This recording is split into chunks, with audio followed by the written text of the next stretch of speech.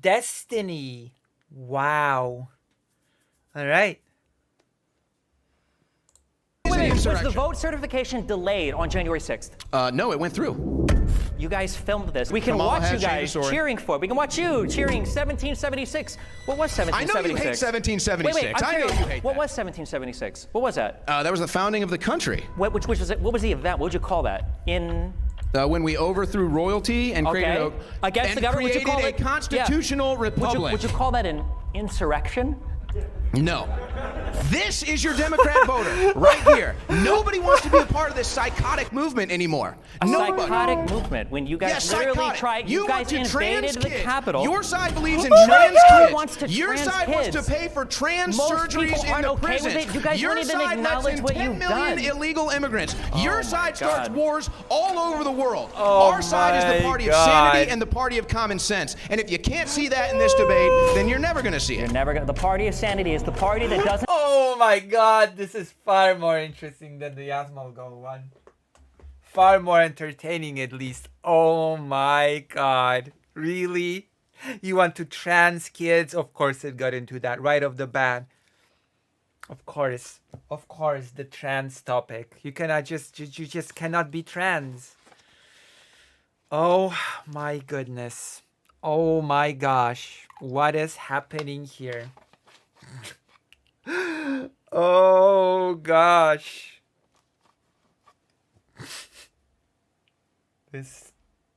All right.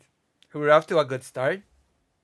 Doesn't believe in dinosaurs and thinks that we create hurricanes. What are you talking about? Do you believe in dinosaurs? You think What they're is this real? dinosaurs? Wait, do What are you talking about dinosaurs? Do you think the dinosaurs Do you ever play roam with the earth? dinosaur Do you toys? think the Why do you dinosaurs bring this up? Do you think the dinosaurs Is that ever a roam the dinosaur earth? on your necklace right there? What do you is ever that? think? Do you think the dinosaurs roam the earth? I'm not. Oh gosh. Wait. Why am I at the end now? Right here. Nobody wants to be a part of this psychotic movement anymore. Psychotic movement. When you guys literally psychotic. tried, You you guys want to trans invaded the kids. Capitol. Your side believes in trans kids. Who wants to Your trans side kids? wants to Your side believes in trans kids? I'm sorry. Kids that are trans just exist. It's not a matter of belief. What do you mean believe in trans kids? Jesus. Believe in the trans kids. to pay for trans Most surgeries people in aren't the okay with prisons. it. You guys Your don't even side lets acknowledge in what 10 you've million done. illegal immigrants. Your my side God. starts 10 wars million? all over the world. Our side is the party of sanity and the party of common sense. And if you can't see that, You're not really making a very good sense. You're not making a great case for being the party of common sense, okay? Wow. Damn. We're the sensible people. We're the party of common sense. in this debate, then you're never going to see it. You're never gonna. The party of sanity is the party that doesn't believe in dinosaurs and thinks that we create hurricanes. What are you talking about? Do you believe in dinosaurs? You think What it's is this real? dinosaurs? Wait, do What are you you talking about do you dinosaurs? think the dinosaurs Do you ever play roam with the earth? dinosaur Do you toys? think the Why are you dinosaurs? bringing this up? Do you think the dinosaurs Is that ever a roam the dinosaur earth? on your necklace right there? What do you is ever that? think? Do you think the dinosaurs roam the earth? I'm not here to talk about dinosaurs. Oh, he cannot answer that. So I've written Oh out a my whole God, come opening on. speech here, but then I realized that MAGA conservatives don't really care about Oh, facts, so boy. I figured I'd just keep it short and simple so we can get to the crossfire section. I think the argument for Kamala over Trump is pretty simple. I think the number one point that everybody should keep in mind is Trump is a loser. He lost election. What an interesting little fact that while listening to Steven's debate, I am also playing Steven's favorite video game. Because if you do not know, Steven said on stream at one point that his favorite game ever is Final Fantasy Tactics. He lost candidates he supported lost elections. He's lost court cases. He's now a convicted felon. He has lost 2, almost 3 wives. We'll see what Melania does after the current election season ends. He has lost businesses. He's filed bankruptcies. He's basically lost wives. in every single Jesus. way that you can conceive a person Lost could lose. wives. He's lost as a leader. He wasn't able to pass any legislation. He wasn't able to So do anything harsh. about the ACA. Just like Sean's not able to do anything about this mic feedback. He's working on it. Just Trump is just even. Wait, your last boss did not believe in the existence of dinosaurs. What is the point of not believing in dinosaurs? Like I am genuinely baffled. What is the point of not believing in the What's the point there? Can you explain it to me? What's the rationale? What is the logic behind not what? If you support the policies ostensibly that Trump stands for, although that might change from one day to the next, he might come into office saying that he wants to destroy the ACA, fail to do that, and then now try to take credit for pre-existing conditions or price capping insulin. Even if you support him for whatever policies he says he does support, he's not the guy to do it. He couldn't do it when he was in office for 4 years. I don't know why we think he would do it in another 4 years. I always thought that the funniest slogan that Donald Trump had was using "Make America Great Again." True. The second time he ran for office. What happened? I think Why that Kamala couldn't she Harris make is it a winner. great the People first might try time? to say that she slept her way to the top or make other weird accusations of nepotism, like what plagued Trump's administration. But the reality is, Kamala Harris got elected not once, not twice, not 3 times, 4 or 5 times if you count her being on the VP ticket. She won her election for a district attorney in San Francisco. She won 2 elections for attorney general in California. She was elected the junior senator of California, and she was the vice president on the ticket with Biden. So the difference is clear. Trump takes absolutely no accountability for any of his actions, and the people around him know that they have no accountability for any of his actions. When Donald Trump does a crime, what does he say? He says the judges are biased against me in every state court, in all the federal court. He says that I need immunity from criminal activity because I can't be prosecuted for it. I mean, technically speaking, he was granted it, no? I'm the president. He apparently believes that he can psychically declassify documents so that he can avoid responsibility for hiding stuff in his shoddy residence in Mar-a-Lago. There is just zero accountability anywhere. When you look at Trump and you say, why did you fail as a leader? Well, it was because of the swamp. Look at all these people I had to fire. Dude, you hired them. You can't take credit for firing people that were part of your cabinet. These are your picks. And again, to return to the first point, what's going to change this time? Is he going to magically get rid of the swamp now? He couldn't do it in 4 years. We're supposed to believe he can do it in 4 more. Even if you're a conservative, why would you think that Donald Trump is the guy that's going to get the job done for you? Good questions. Kamala Harris is accountable. Not only did she rise through the ranks and win elections on her own, by her own merit, not through any weird conspiratorial nonsense, not through any crazy MAGA movement, not by partnering up with creepy weirdo billionaires like Elon Musk, but by winning her elections and doing a good job. You can also see that the Democratic Party holds their own accountable, and they have a wide tent of voters that they draw from that they have to maintain their accountability to, as opposed to Trump's camp that is dwindling by the day. Who we can go to the people who support Trump. Maybe that'll come up at some point here. No one around Trump vouches for him. Where is Pence? How do you have a president who was the president of the United States with a vice president who's not running with the same vice president? What happened to him? Well, what happened to him was Trump was kind of hoping he would get killed on January 6th. He sat there and he watched on TV for 3 hours while people like Owen cheered others going into the Capitol, rioting, delaying the certification of the vote. He sat there and he watched it happen. He tweeted out that Pence failed us while Pence was in a bunker underneath the Capitol, saying that he didn't want to leave the Capitol because he didn't want rioters and people around the world to see that the American election, that the American transfer of power had been disrupted by a bunch of MAGA sycophants. The comments of even the people that are considered Trump's most ardent supporters today are comments that would get you laughed at if you made them as a leftist, right? You have a bunch of other comments. Elon Musk called Trump a stone-cold loser when he refused to say that he lost the 2020 election. Vance has a number of quotes about Trump. He wasn't sure if he was just a Nixon-type character or if he was going to be America's Hitler. These are statements from his own current vice presidential running mate, because he can't use Pence again because Pence hates him. Again, this is his vice president. Mark Milley referred to Donald Trump as a fascist. You've got all these people in his administration that were thought to have been the biggest supporters of Trump, people that others were worried about, like Bill Barr, who resigned from the administration with weeks to go before the transfer of power because they couldn't stand him trying to weaponize the Department of Justice so much. And then you look on the other side, and you've got Kamala Harris, who has support all the way from Cheney to AOC, from the United... Although the race is still pretty close, so...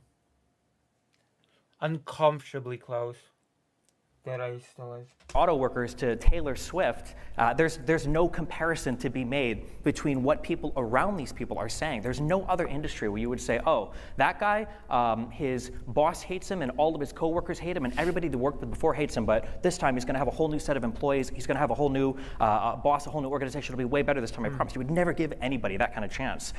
Trump is a scammer. Why would you want to, This guy who's running for office is selling you pieces of how many suits? How many fucking suits does this guy own? He can sell you like so many different slices of them. Jesus Christ. $5,000 suit pieces. Yeah. My God.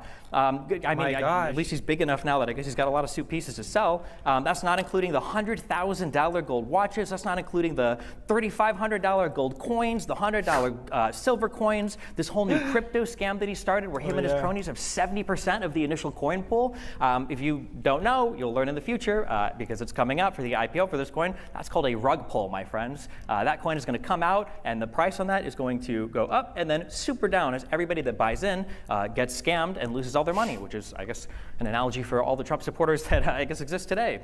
Trump has no policies. We don't get to have policy debate in the United States anymore because instead we're talking about fictitious hurricane machines that are being spun up so that Biden or Harris can steal the lithium deposits from North Carolina. We don't get to talk about how Roy Cooper and Kemp and McMaster and DeSantis all said, DeSantis called me. He already called me. The federal government's doing everything they can do. Instead, you've got people that are fighting with FEMA now outside their houses because they don't trust the government response. And then you've got Donald Trump on. That's the saddest thing, the FEMA thing. Like the organization that is supposed to provide help to victims of things like the hurricane, to provide them with financial support for essential needs. But I don't know, the Republicans want to defund it for some reason. I guess if your house gets hit by a hurricane, tough luck, because the body that is supposed to assist you, it's like defunded to hell, and you're on your own, I guess. TV saying that he would withhold aid from states like California if they don't play ball with him, they don't play politics with him. It's insane. Every accusation that the Conservative Party makes is a confession to their own amoral behavior, and you can see it on TV. These aren't even things that we have to dig for. You can just watch what they say openly. I think that Kamala Harris is a better leader in every possible measure that you can make when it comes to, I think, leading the United States, when it comes to the future of this country. I think she's got a better vision for America. I think she's got a better record. Despite the claims of being a DEI candidate, she's infinitely more qualified for the position than Donald Trump is. And I think that she has a better overall plan for America than Trump does, whose plan, as far as I can tell right now, consists of basically shitposting on X and I guess doing a 20% tariff across the board. My final quote, I would like to leave this quote from a very famous Biden speech that he made in 2022 that I think fits today more than ever. MAGA Republicans have made their choice. They embrace anger. They thrive on chaos. They live not in the light of truth, but in the shadow of lies. But together we can choose a different path. We can choose a better path forward to the future, a future of possibility, a future to build, a future to dream, and a future to hope. And I think that Kamala Harris represents that hope way more than Donald Trump, who only seems to be interested in tearing down and attacking Americans rather than building anything great up. Wow, that's so beautiful. Opening Stephen. Woo! Beautiful. We'll kick it over to Owen. Thank you very much. Touched. The floor is all yours now, Owen, for 7 minutes for your opening. The most beautiful speech I've ever heard in my entire life. What happened to this guy's audio? Is this guy a leftist? Leftist audio? Well, damn, I sure have a lot of comments to make about this statement. How ridiculous. Dude. What are you saying? No, this is highly problematic what you're saying here. Damn it, Kamala. It's every time. They just sabotage me everywhere I go.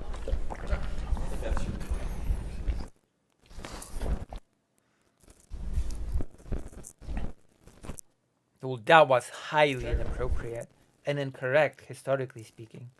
As a historian, I have to say that this argument does not speak to me in the slightest. I'm not convinced. Check. You want me to just use that? Check. What are you going to talk with then?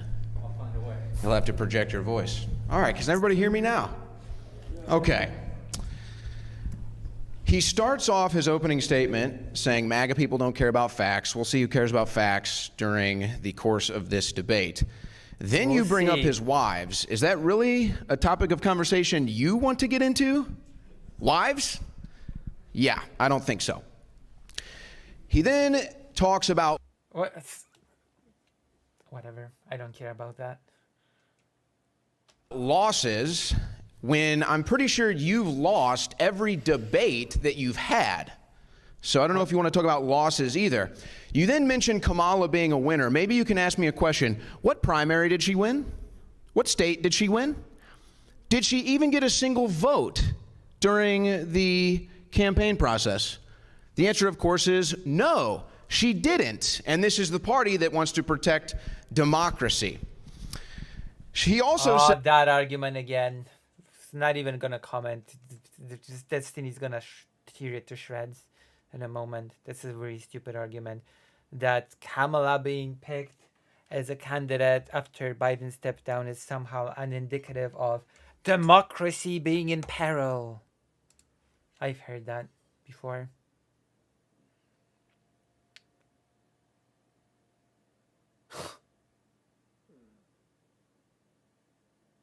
Stephen's wives, Lucy was he talking about you? Lucy reference? Yes.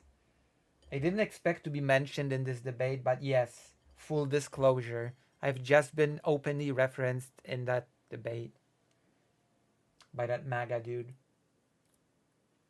True. Says she's the most qualified to be president. Well, what are the qualifications? Kamala Harris has worked as a government employee her entire life. She's worked for the government. So yeah, if you want a permanent government bureaucrat, lawyer running the country, then yeah, Kamala Harris is your person. I don't really think that qualifies you. I think that qualifies you to get the hell out of government, because I think we can all admit that the government is corrupt. I don't know, maybe he likes the government. That'd be an interesting spot to take, but maybe that's where we're at here with the American left. So Trump actually comes from the private sector. He knows what it takes to build a business. He knows what it takes to fail and succeed at business. He's been doing it for decades. I would say that he knows how to fail and be bailed out, but also, since when does the left wing hate the government? That's not really a characteristic of the left wing to hate the government. What is wrong with whatever? To me, that actually qualifies you. He's somebody that actually has to deal with people on the ground. That's why when he goes out in public, you can tell he's a very relatable, personable person. When people like Kamala Harris or Tim Walz go out, they have to force it, and it's really quite an embarrassment. So we have a rare election. We've had 4 years of a Trump presidency, and we've had 4 years of a Biden and Kamala Harris presidency, and the results are in. You ask anybody who's fair and neutral and not politicized, and they will tell you their life has been better under Donald Trump. What do you mean politicized? This is a question about politics. How can you not be politicized when discussing politics? Hey, I'm asking you this political question, but you're not politicized, right? What? Oh, come on, that's just stupid. Hey, let's discuss politics, but let's not make it politicized. All right then. Sure. Jesus. Unpoliticized politics. Trump. The economy was better. Disaster response was better. We started Let's unpoliticize politics, I propose.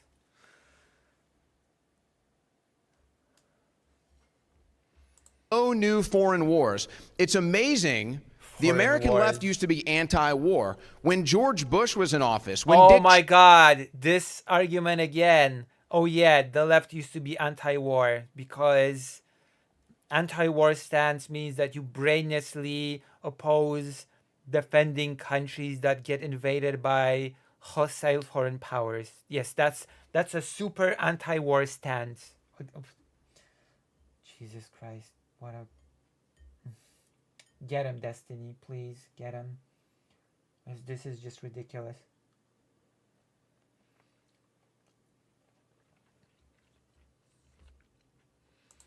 Cheney was in office, when John McCain was involved in politics, they were all anti-war. And by the way, they would have called those individuals war criminals. Now they beg Bush, the famous anti-whatever, for their endorsement, and they celebrate when they get it. They don't even know where they are anymore. So I'll take no more wars. I'll take a secure border. I'll take a booming economy any day over whatever the hell we've had for the last 4 years with Biden-Harris, where the whole thing was just a fraud anyway. Now it's coming out that these two never even got along to begin with. To say the MAGA movement is dying. No more wars. Donald Trump will stop all wars. Oh, wait, no. Never mind. Donald Trump was not even able to stop the war in the Donbass. He wasn't even able to stop the small conflict before the full-scale invasion. That was still ongoing under the Trump administration.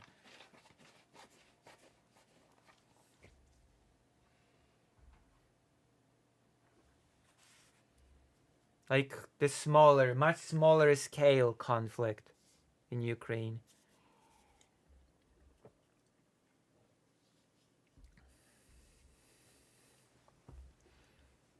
True.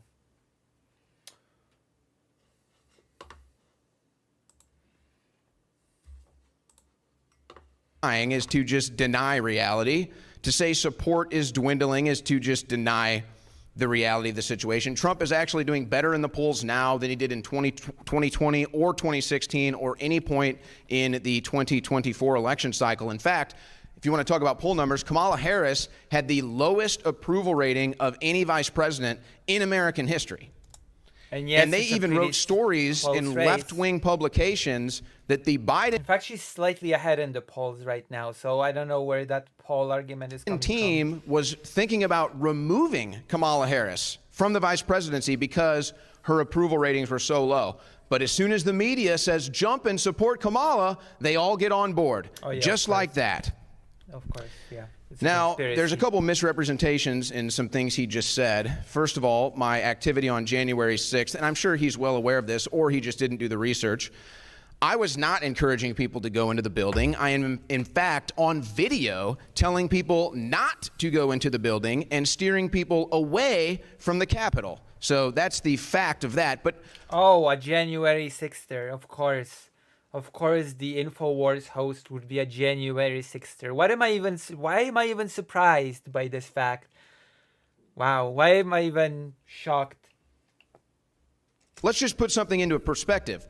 Yeah, the American left loves to pretend like they're the anti-establishment. Yet here they are supporting the lifelong government presidential candidate. No, actually, being on the left does not mean that you're just blindly anti-establishment. That's stupid. That's a really silly... That's a really silly way to classify what the left is. Such a misrepresentation. They love to pretend like they're the freedom warriors, yet he's going to attack me because I've been attacked by the government. Yes, that's right. I was put in prison for my government speech. I was censored all across the internet for my government speech? What? Also, being on the left does not mean being a freedom or this guy does not even speech. So if there is a freedom fighter on this stage, it's me, not him. Then very sad clap. The definition of being on the left is not being a freedom fighter, whatever that means.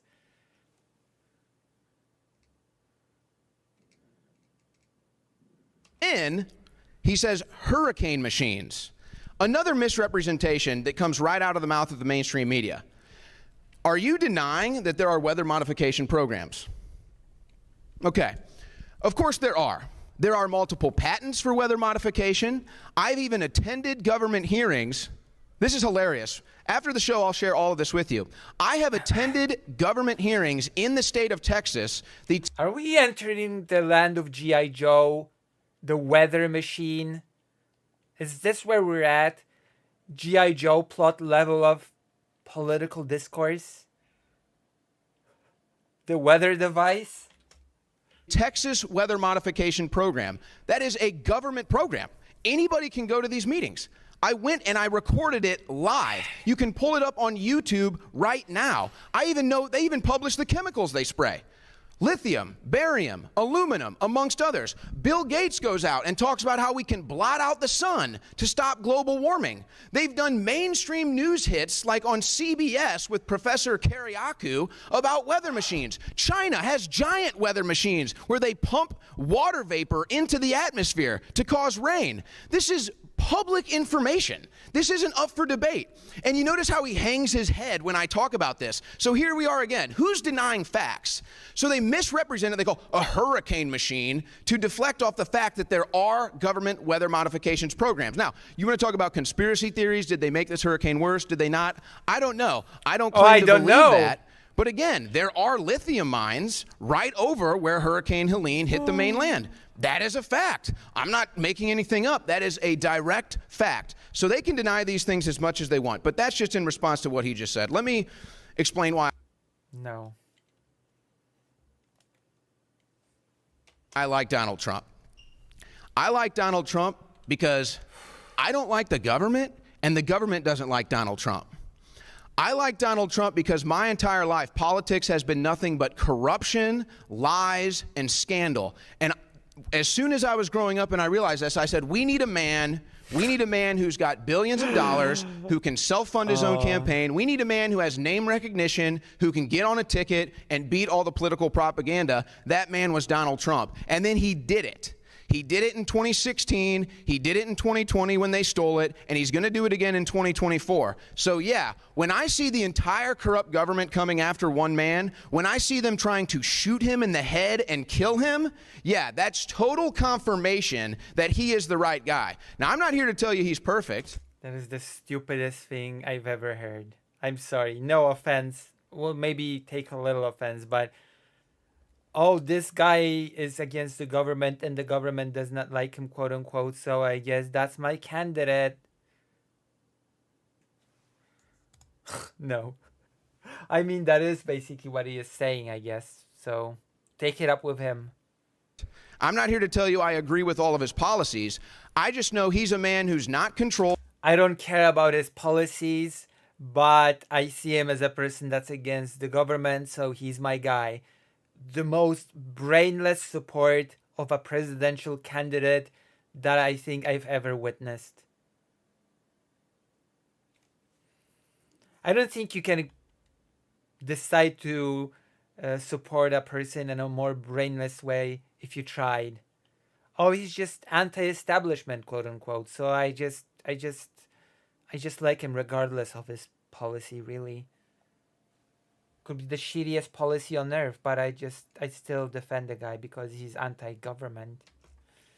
Like most of our politicians, he's going to put America first, unlike any of our politicians in my life. Yes, he's going to put America first by sending Vladimir Putin COVID test machines during a shortage of those things in the US. He's gonna put America first by putting Vladimir Putin first. That makes perfect sense. If that doesn't make sense to you, then you're just anti-American. And he already has a track record of making this country better. The mainstream media is corrupt. They hate Donald Trump. Of course. The government establishment is corrupt. They hate. If the media reports anything critical about you, then that just means that the media is corrupt and evil. That makes perfect sense. Why haven't I thought of that? I'm so silly. Donald Trump. So when the enemies of America are going after him, I think that's proof positive that he is the candidate we need. But if you don't want to go down those lines, we have a 4-year track record of Trump. We have a 4-year track record of Harris. And I think enough has been seen. We'll kick it over to Stephen for his 5-minute rebuttal. The floor is yours, Stephen. Yeah, we don't like the government so much, then just don't participate. No one's forcing anybody to run for president. You don't have to vote for anybody. You don't have to run for any offices. Just, I don't know, fuck off to the corner and be sad and mad. The audio on this is so horrible. I guess not only that person's getting censored, I guess everybody's getting censored across the board. Not a very good technical showing. Whoever's organizing this, not a very good showing.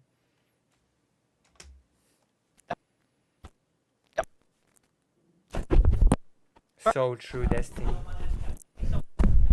Preach. Brilliant. Preach. Amazing. So good arguments. Why is he selling 50 million different products? Well, funnily enough, that's just to enrich him personally. Whoa, hello? I guess those are just for personal enrichment, because actually when you go on those websites and you look and you see for any of the Well, I guess we've just lost most of that speech, but you know, maybe what Destiny was saying was not all that important. Oh my God! It's like that scene in Forrest Gump when he makes a speech about Vietnam or something, and then his microphone gets cut off, and when the when the microphone gets back, he just says, "And that's all I have to say about that." That was basically the equivalent of that scene.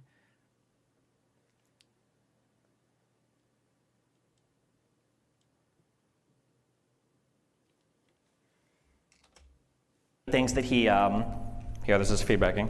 For any of the products that he's selling, all of those explicitly are marked just for him personally. They say they have nothing to do with the any kind of election campaigns at all. If you don't believe me, just go to the sites. Google Trump watches, Trump sneakers, Trump suits, Trump NFTs, Trump crypto, whatever. All of them will say they're not associated with the campaign. So I guess he's just personally enriching himself off of his election run. That doesn't sound not corrupt to me, but okay. When we talk, there's so many delusional conservative talking points. So the no new wars. Well, I mean, technically, the United States hasn't declared war since World War II. What does no new wars mean? Was it no new wars when Trump bombed an airport in Syria? Was it no new wars when we assassinated Soleimani in an Iraqi airport? Was it no new rules when Trump peeled back some of the transparency on the drone strikes in Yemen that it took Biden to end? Was it no new wars when Iran was bombing Saudi Arabia? Was it no new wars when we abandoned our Kurdish allies to Turkish attacks when they invaded Syria? Is it what are the no new wars? It's like the weirdest game of semantics in the entire world. There was absolutely military conflict that was happening overseas under Trump, but to pretend otherwise is Ukraine, to be delusional, which I guess is to be MAGA.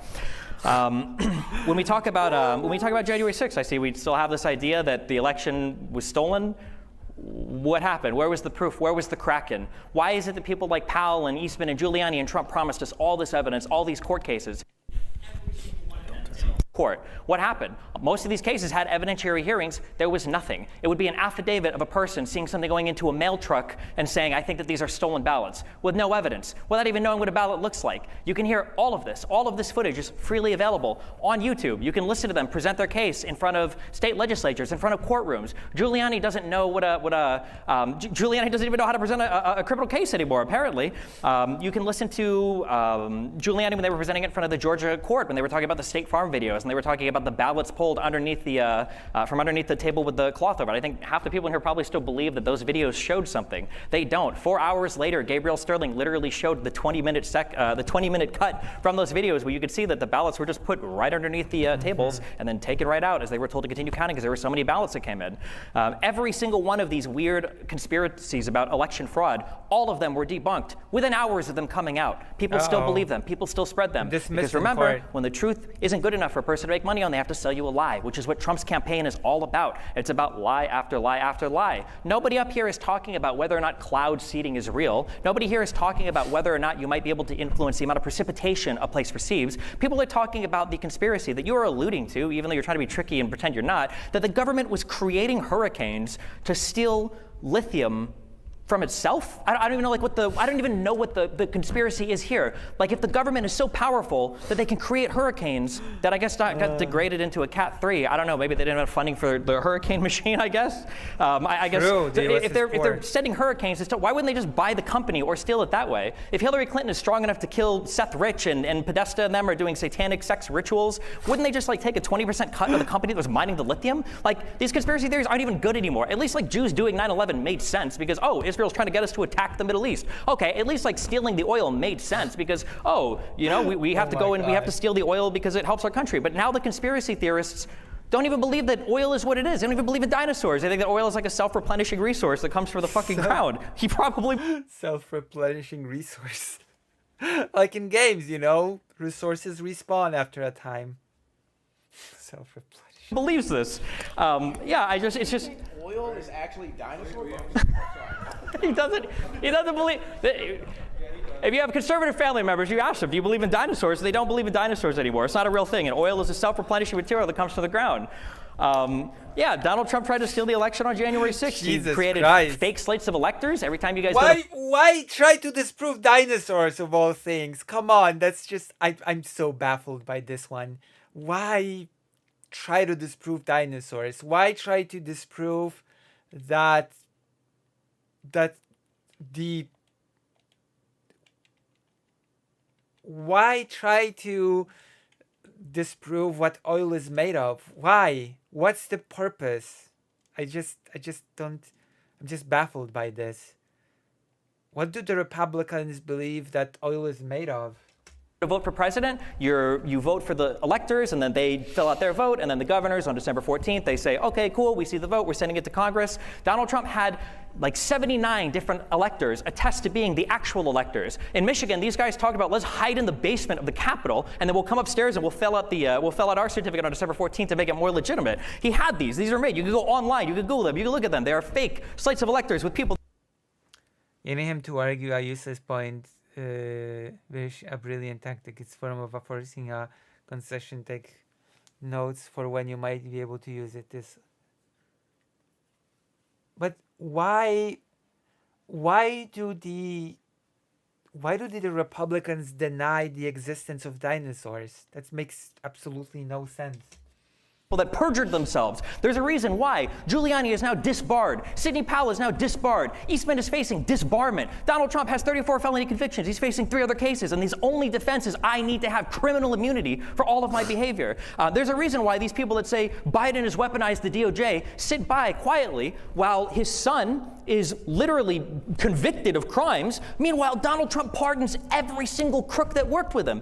Every single person that refused to answer to subpoenas for the very investigation involving his election corruption, who came out and said to the media, Roger Stone said, I'm not going to squeal on Trump. And then he doesn't. He gets held in contempt, and then Donald Trump pardons him. This is insane. To say that this is the party of law and order, I don't remember when the Republican Party became so. But I'm pretty sure I'm pretty sure that even young Earth creationists believed in the dinosaurs at some point. They just believed that humans lived alongside the dinosaurs. Like, denying the existence of dinosaurs outright is pretty new, at least to me. Deranged and unhinged, where they cheered on people attacking police officers, where they cheered on a president who pardons military contractors who were accused of killing civilians in Iraq. It's just Trump's entire campaign and legacy is absolutely insane. And I don't know why we would think, I guess like the central question I would have is, if you are a conservative, I can understand not wanting to vote for Harris or Biden. Fuck, Harris is a little bit too left for me when it comes to economic policy. I don't deny that. And I can understand if you're a conservative why you'd be uncomfortable voting for her. But why would you think Trump is your guy? He had 4 years to do it, and he failed. Kamala Harris is a bit too left-leaning for destiny. That's interesting. The end of his campaign, the end of his 4 years was marked with what? BLM riots and COVID lockdowns and an inability, problems facing the country, and I just don't know why we would expect to see anything else. We'll kick it over to Owen for his 5-minute rebuttal as well. Thanks, What's Owen. with the audio? Floor is all yours. Okay. Oh, you want to flip the switch, the horizontal switch. All right. All right. Wow.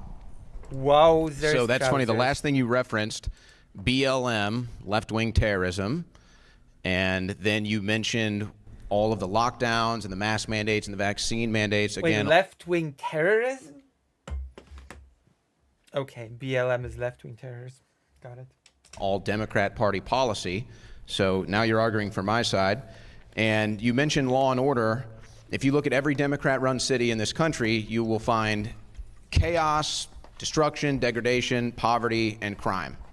It's just a fact. So, okay, law and order, again, how can you be a Democrat and talk about law and order when everybody knows that the blue cities are the most dangerous places to live? You've already sacrificed the point on weather modification, so I appreciate that.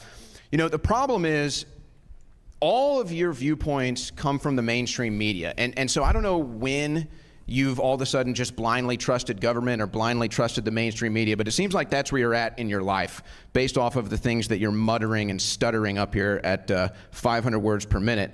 So I think that... How do you mutter Okay, those are... I'm sorry. I hate to be nitpicky. I hate to be defending my hubby bubby like this in such a very... I don't know, again, nitpicky way, but you either mutter your words, and they're unclear, or you confidently speak very fast, 500 words per second. You can't have both. You can't mutter 500 words per second. Okay? That doesn't make any sense. That's your problem. Now, Trump is the only Wait, what did you... person 500 words per minute based off of the things that you're muttering and stuttering up here. How do you stutter through 500 words per minute? How exactly do you achieve that? How do you stutter and still achieve 500 words per minute? Think before you speak, okay? I know that's a difficult ask for a MAGA person, but please, for the love of God, think before you speak. Here at 500 words per minute. So I think that that's your problem. Now, Trump is the only person who got into government, specifically the White House, and lost money. He's the only one. Every other president, including Barack Obama, has come out with hundreds of millions of dollars, okay? So that's another fact. Of course, you would want us to sit out politics, because when we get involved, that's when you guys lose. But to say that I can just sit out and avoid the government and avoid... If people like this guy win, that says that people, I don't know, stutter and achieve 500 words per minute, then I don't know. That it's a very sad state of affairs. If people like him win when they get involved.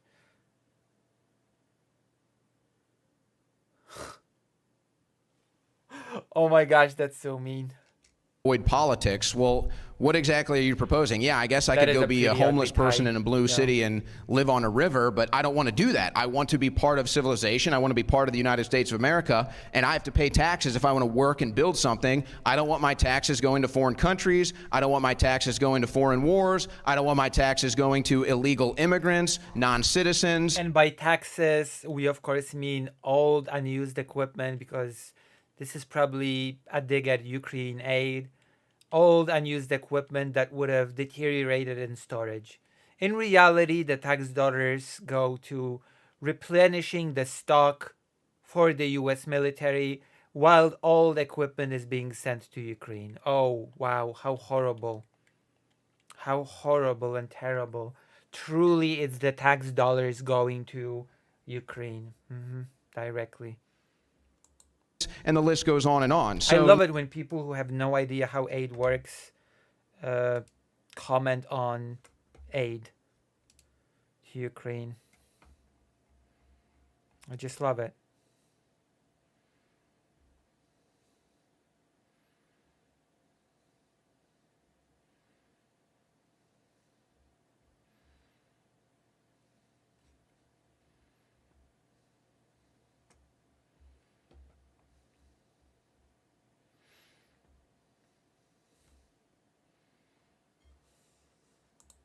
No, I'm not going to sit out. I'm going to restore and reform the republic. That's what we're trying to do here.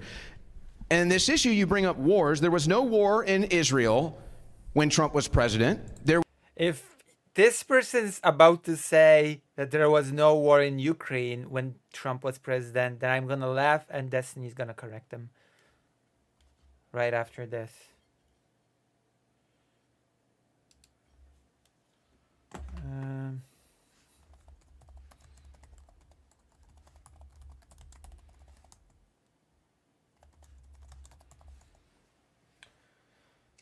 There was no war in Ukraine. Yes, there was. Oh my God. Yes, there was. The conflict was smaller. It was not a full-scale invasion. But yes, there was in fact a smaller scale war in Ukraine. Yes, there was. And Trump never did anything to stop it. Oh my God. Such illiteracy. That's just an easy dunk for Destiny. It's just a layup, as they call it. That is just a layup delivered. What a silly thing to say. There was no war in Ukraine during Trump's presidency. But that is what happens when you just don't know anything about anything. You confidently say stuff like that. when Trump was president. Both of these wars have accumulated for more than $200 billion. $200 billion. I imagine at some point in tonight's conversation, he's probably going to bring up free health care or some other social service. Maybe not, but let's just say that he does, because that's what the left loves. No, he's just going to bring up the fact that you're super wrong about what conflicts were and were not happening during Trump's presidency. He doesn't have to go to free healthcare or whatever. He can just take his time untying your misinformation and lies and ignorance. They bring that up. I would love one time for them to talk about all the foreign aid that we have allocated every single year. Billions of dollars. Now hundreds of billions of dollars under the way aid works is replenishing U.S. military stock, which I assume is in the U.S. interest to get rid of the old equipment and replace it with the new. And the old equipment that would have just deteriorated in storage is given to Ukraine to help it in the war.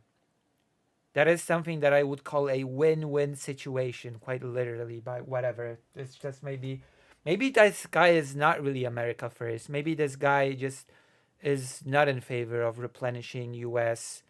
stockpile of weapons with new equipment. Maybe it's just not what this guy wants.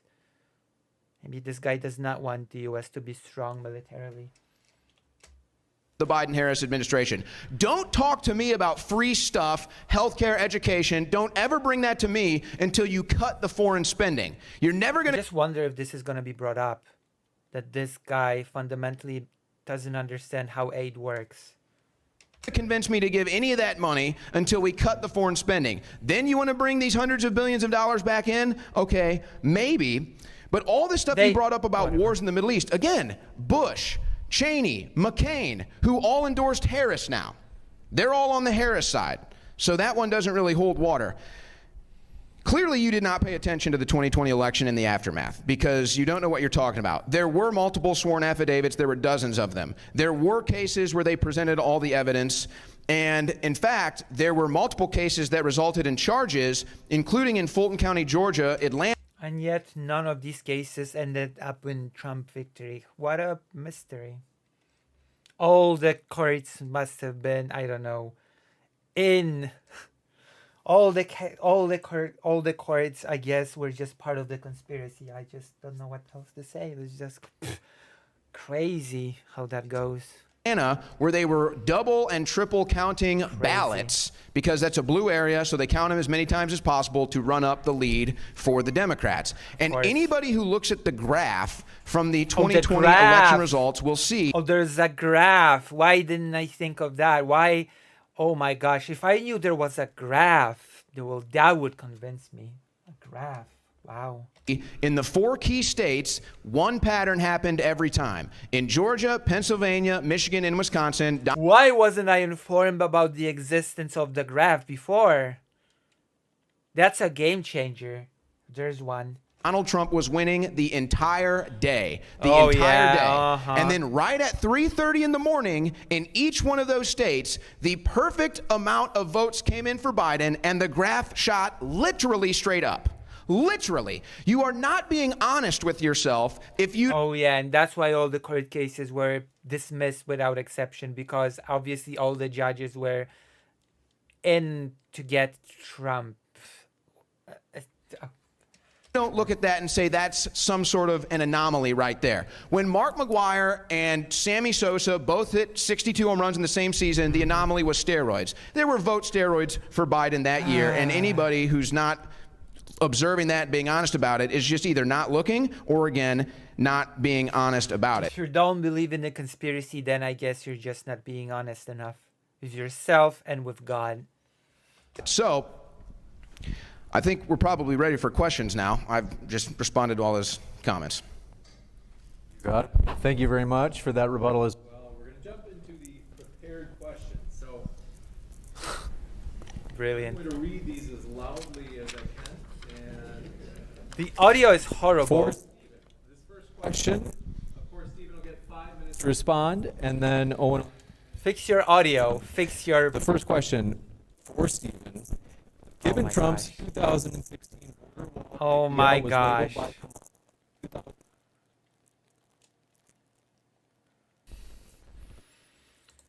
Are we? Was that audible to everybody? If you're able to read it out, actually. Sure. So I think the question was in 2016, Donald. I think conservative. It's not audible at all. Okay? The audio sucks. The audio sucks bad. It's not good. The audio is not good at all. Conservatives, Democrats said that it was a waste of money, it wasn't a good idea, and then now that Kamala's proposing a wall, why is it now a good idea? Was the gist of the, yeah. The idea that immigration policy could be boiled down to having a wall or not is childish. There's a whole bunch of stuff that goes into making good immigration policy. But the reality is most people, especially conservatives, don't think that illegal immigration is a big problem in the United States right now. It's a very, very, very. Also, immigration policy of a country, which people seem to forget, also involves people leaving the country to sell things abroad. That is also part of the migration policy. People don't really think about that aspect. Easy to prove this, because if you look at what happened on the border, you saw that there was a bill in Congress to address those issues at the border. Everybody was on board with voting for this until Donald Trump came in and said, no, I need you to keep the border open because I need to run on this as an election issue. You can listen to McConnell Which led to several months of Ukraine aid being blocked, by the way. talk about it. You can listen to Cruz talk about this. All of this is open testimony. It's not even testimony. You're able to say to the media. Donald Trump said, I can't have you pass this border bill because it's going to make it so that I don't have something to run on. That doesn't sound like a very big problem to me. It was connected in a single bill to Ukraine aid as well. It was such a mess. It was such a stressful time as well. Jesus. That sounds like politicking. Much the same, when Donald Trump was in office, Donald Trump didn't do any of the things that he said he would do at the border. He didn't get any legislation passed. He didn't make any substantive changes legislatively or through the legislature by working with them to actually effect any good border policy. He didn't get any money from Mexico. That was a complete and total lie. He failed on basically every single measurable outcome. He wasn't able to do anything. So again, if you think that the border is a problem, why would Trump be your guy to fix it? He did nothing except for what he could with executive action, and he's not able to lead the Congress in getting any comprehensive immigration stuff done. And the one time there was a good bill on the table that would have alleviated a lot of the issues with the asylum-seeking process, he shot it down. This guy over here is probably very keen to misinfo a lot of the stuff about the border bill, so I'll get ahead of a few of it because I know a lot of the dumb talking points, like the $200 billion in aid, the majority of which is used weapons, which last I checked can't help anybody with their health care in the United States. But for instance, Look at Destiny here, stuttering through 500 words per minute. Ever the stutterer. when people talk about the border bill, they'll say stupid things like, well, that bill would have let 5,000 people a day in. No, what that bill would have done is if the council... Oh yeah, that bill also would have, which I'm not sure if Destiny's gonna mention it. That bill, because there are a couple of separate aspects that are sort of united into one when it comes to the whole border problem, border situation. There's the problem, quote unquote, of people coming in en masse illegally. And there's also the problem of fentanyl getting into the country and creating a big drug crisis, people dying from fentanyl, usually, you know, when other things are laced with it, people, but basically a lot, it leads to a pretty big mortality, the fentanyl getting into the country. And what this bill would have done is that it would have financed installing state-of-the-art, apparently, equipment that would passively sort of scan for fentanyl in cars as they would be passing through the border. And this equipment was already bought, it was already waiting for storage, it was waiting to be installed, but it couldn't be installed because the financing wasn't there, and the financing for that was secured in that bill that Trump blocked because he wanted to make the border an election topic. So basically setting back dealing with the fentanyl crisis as well, because that is also part of the whole package, the whole thing, which is collectively called the border sort of issue, right? Does that make sense, what I just said? Did I just make any sense at all? Thank you for donating, Greater Aid. Hit a certain level or exceeded a certain level, the federal government would have been able to unilaterally shut the border down, which would have actually prevented more people from coming in if numbers got too high until the numbers had come back down. This bill would have allowed for more asylum judges to be paid for so that we could work through the backlog of people. Also, the Dreamers were not really in that bill. That bill was not great for the Democrats. The Democrats were really doing a big compromise with the Republicans, probably in order to unlock the aid for Ukraine as soon as possible, because aid to Ukraine was being held hostage. And for example, the topic of Dreamers was not being addressed in that bill at all. You know, the people that sort of came into the country as children, raised here, etc. Basically, I don't know, I would call them Americans, but it's just very strange situation with the Dreamers, as from what I've been able to glimpse. It's just ridiculous, you know? And not at all addressed in that bill. So People better. This bill would have allowed for more border security and for more people to prevent people from coming over illegally across the border. Helped a lot of the problems with the border, but Republicans were more keen to see a fight over politics rather than alleviating the problem. So I guess it was never really that big of a problem to begin with. Thank you. And Owen, you have 3 minutes to respond. Well, that's just a blatant misrepresentation of the congressional bill. It was never going to permanently shut down the border. It was going to set a cap per day, which would have maxed out still over 1 million border crossings per year. And they love to play this game with asylum. They're basically just rewriting the laws, and so anybody can seek asylum. Anybody can get on the app, the CBP One app, and claim to be an asylum seeker. This is not asylum. Asylum seekers go to their bordering country.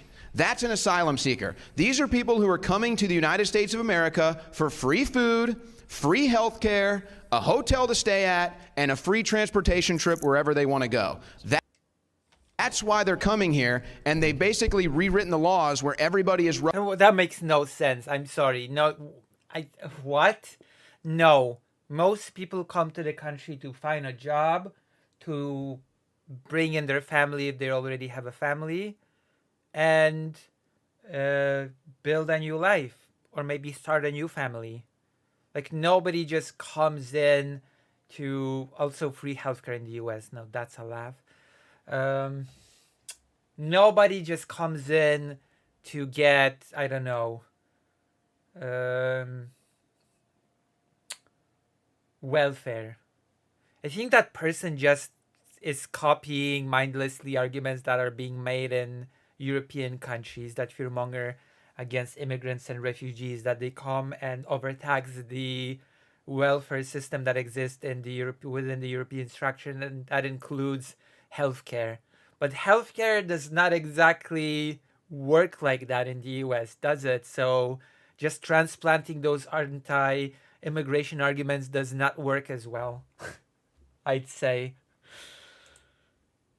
Rubber stamped as an asylum seeker. So you can sit here and say, oh, asylum seekers, asylum seekers. Well, anybody and everybody from all across the planet can come here and now claim to be an asylum seeker, and you're just rewriting the phrase and the concept of it. Great, but not every asylum seeker is gonna be automatically accepted. There's a vetting process, right? And there's always a vetting process when it comes to claiming asylum status. It's not, oh, I claim to be I claim asylum and, oh, okay, welcome to America. You're now basically a citizen. That's not exactly how the process works. At least as far as I understand it, to the limited degree that I do. Maybe I'm just wrong. Maybe I'm just naive. Maybe I just don't know as much as this InfoWars host does. illegal immigration. But you're just wrong. It's still over $1 million a year on this bill, but still you're completely misrepresenting it. The reason why the Republicans decided not to vote for this bill is because it was a very favorable bill towards the Republicans.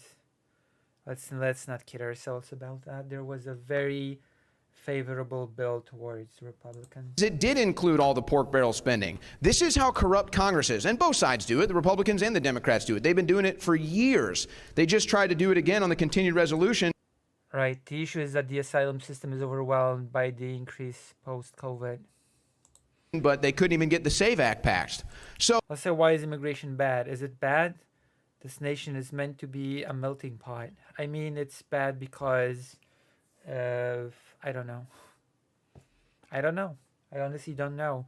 Poland is also very bad when it comes to immigration policy, when in reality Poland desperately needs immigration. But that's a whole other thing. We're not talking about Poland right now. You know, hello Poland that wants to suspend the ability to claim asylum altogether. So they'll have a bill with a major issue. Let's say it's border security. And then they'll pork barrel funding of all these different projects, all these different things that a governor over here might want, a representative over here might want, a senator over here might want. And they toss it all into this bill and they say, this is the border security bill. And then if you don't sign it, you're not for border security.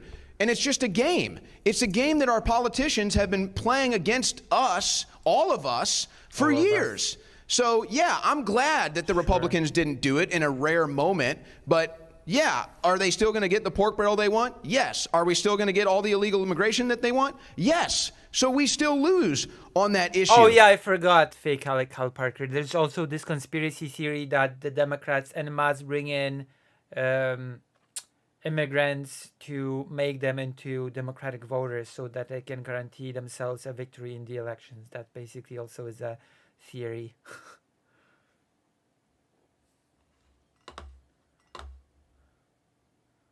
Which somebody asked a very good question of, I wonder why people who get into the country would vote for the people that made it easier for them to get in rather than harder. What a mystery. Now, again, to sit here and pretend like the border was less secure or not secure under Donald Trump is just not being honest. The True, numbers dishonesty. are proven Display. that the border crossings were down under Donald Trump. And every year since the Biden administration, the Biden-Harris administration has been in power, you've had a record number of illegal crossings. 3 straight years. And by the way, where are the 325,000 missing children that they have let in? Why did Kamala Harris cancel the border wall construction that was already paid for but now pretends to do it? It's because she's a flip-flopper and she'll say whatever she needs to get fools like this to vote for her. Fools like this. Now a question for Oh, come on. earlier, Fix and the the question for audio. you, Owen, is, well, no It's been a while since I've heard audio that's this bad. taxes on tips nor on overtime from Donald Trump may help many Americans with the current high cost of living. Many other Americans don't receive tips on the job and don't work at an hourly rate. Are there any blanket policies that would help Americans as a whole deal with the currently higher cost of living? Absolutely. And in fact, Trump needs to go a lot farther with this. No taxes on tips might have been a lucky strike for Donald Trump, since this election will likely come down to Nevada, even more specifically Las Vegas, where most people work for tips. That's why Kamala Harris was so quickly to steal that policy, because they're well aware that Las Vegas could end up deciding this election the way the Electoral College might go. No, I think it's pretty clear. And again, this isn't a Republican thing. This isn't a Democrat thing. This isn't a conservative, liberal, left, right. This should be all Americans. Everybody should agree with what I'm about to say. By the time it's all said and done, we're taxed at about a 30% rate. By the time we buy things, sell things, spend things, earn money, whatever it is, you're taxed at about a 30% rate. That is astronomical, okay? What we need to do is a flat tax. And I would just say... Oh, yeah, also there's a Trump interview that we can watch, apparently, from what Vosh is saying. There's an insane Trump interview. Do you want to see an insane Trump interview? Or have we reacted enough? Too much reaction causes a headache, a tummy ache. just a sales tax, and that's it. We should have no income tax, no federal income tax, no state income tax, no tax on tips. You should be able to make a transaction without the government getting involved 5 times, reaching in. Jesus. I guess MAGA is just becoming the Polish Confederacy Party. Just get rid of all the taxes and hope that it'll all work out. That was literally what the Confederacy Party tried to run in Poland on. Just get rid of all the taxes. All the taxes go away, and we'll just, I don't know, fill the budget with, I don't know, kind words and love or something. It's just, come on.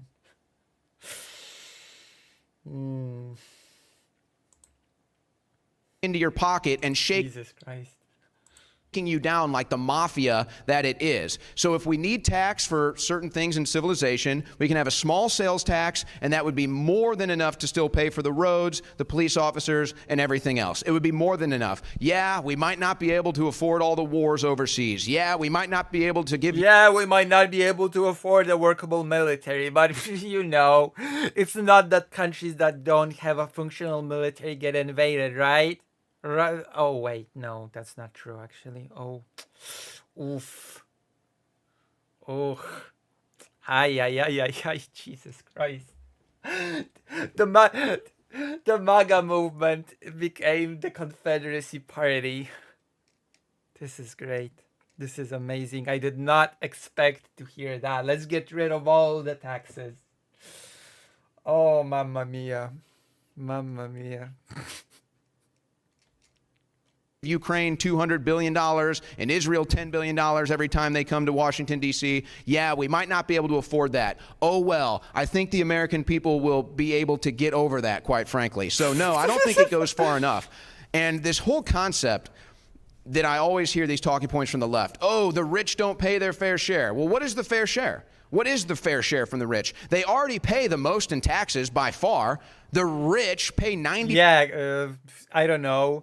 They pay their fair share if they don't just run to a tax haven somewhere, but that's neither here nor there, right? Percent of the taxes, but this is still solved with a flat sales tax, because who's going to be taxed more on a flat sales tax? The rich. Who's going to be buying a yacht? The rich. Who's going to be buying a skyscraper? The rich. Who's going to be buying a jet? The rich. So it really knocks out all the problems. It takes care of the left, Sure wanting the it rich to pay does. more taxes because they buy more things, spend more money, and it gets the government out of the middleman and the middle class and the lower classes' lives, where we're not spending as much on taxes either. So What do I even say to this? What do I even say to that?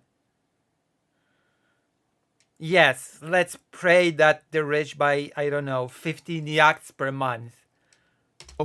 it's a nice policy to get a talking point started. It's a nice policy that could end up determining the results of this election, but this is beyond party lines. We are taxed way too much. We need to cut taxes down to almost nothing. And by the way, for all these people, I'm sorry, I just can't get over it. This is identical to the Polish far right party called the Confederacy. That was the policy that they ran their parliamentary campaign on. Let's just get rid of all the taxes. And when one of the party members was point blank asked, "Oh, well, where would you get the money to fuel the budget?" I don't know.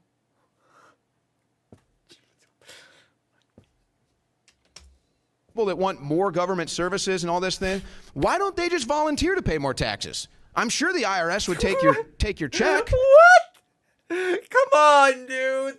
You're not being serious. This cannot be serious. Like, how do I even respond to this? This is not serious. Not in the slightest. I refuse to believe this is serious. Come on. Hey. But I noticed that all the people that want more taxes, they never volunteer to pay more taxes. They want somebody else to pay those taxes, not themselves. Somebody else has to pay those taxes. So I'm not going to do the class warfare crap. Every single What do American. you mean somebody else has to pay those taxes? Everybody has to pay. That's the nature of taxes. What do you even mean? Is it worse if he's serious or if he knows what he's saying is garbage? It's worse if he knows what he is saying is garbage, because that means that he purposefully advocates for something that would harm the country, quite literally, okay? And which would sort of make him an idiot, but I don't know, maybe an opportunist. But the not knowing what he's doing would just make him an idiot. But if he knows that what he is saying is garbage, then he's just I don't know, an evil idiot, I guess. Americans should be upset at how much we get taxed. But yeah, I would say that if he knows that what he is saying is garbage, then that's worse. Ignorance is bliss. We used to throw tea in the Boston Harbor for a 2% tax. Now we tax about 30% of the money that we make and spend. It's over the top. It's out of control. We need to cut this thing down. And Trump just going after tips, payroll, and all the other things he's mentioned. I think Social Security, yeah, that's a nice start. Let's keep going. Let's keep cutting. And cut the government down about 98% too, and you won't need all these. Jesus Christ, really? Yeah, I guess let's just get rid of everything. That's just... Wow. Amazing. Like, yeah, just let's get rid of the entirety of the government.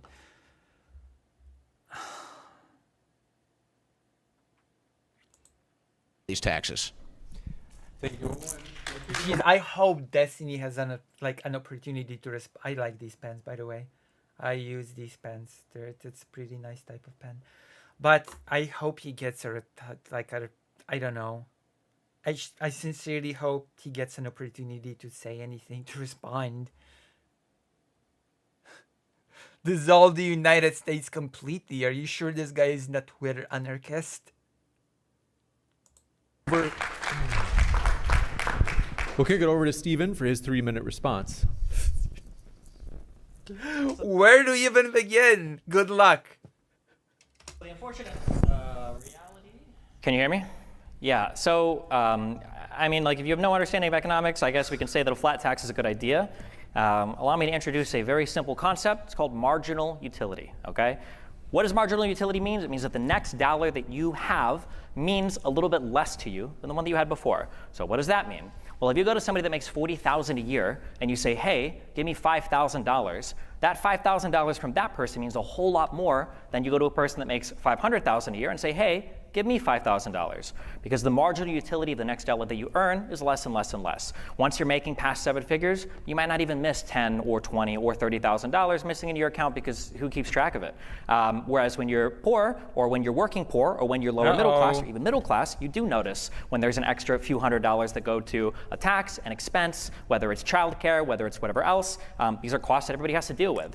In order for our society to function, in order to support the successful businesses and billionaires that we have in our society, some level of redistribution is probably required. Probably doesn't work when you have a society with some people that make billions of dollars, whether that's in the appreciation of assets or whether that's through W-2 wages or whatever, right? Millions of dollars through W-2s, right? And then you have a bunch of people that can barely afford to live in the cities that they are working for these people in. When I stream my stuff on Twitch, or if I stream my stuff on YouTube, I'm not just relying on my stream and the people watching me. I'm not even just relying on the engineers that keep all of that infrastructure working. I'm also relying on the people that keep the buildings clean. I'm relying on the people that work as baristas and servers that serve the people food, that might work in these downtown areas. I'm relying on the bus drivers. I'm relying on the emergency medical services. There's a whole... I rely on the firefighters. I rely on the soldiers. I rely on the nurses that take care of the older member of YouTube staff. I rely on the... and so on and so forth. True.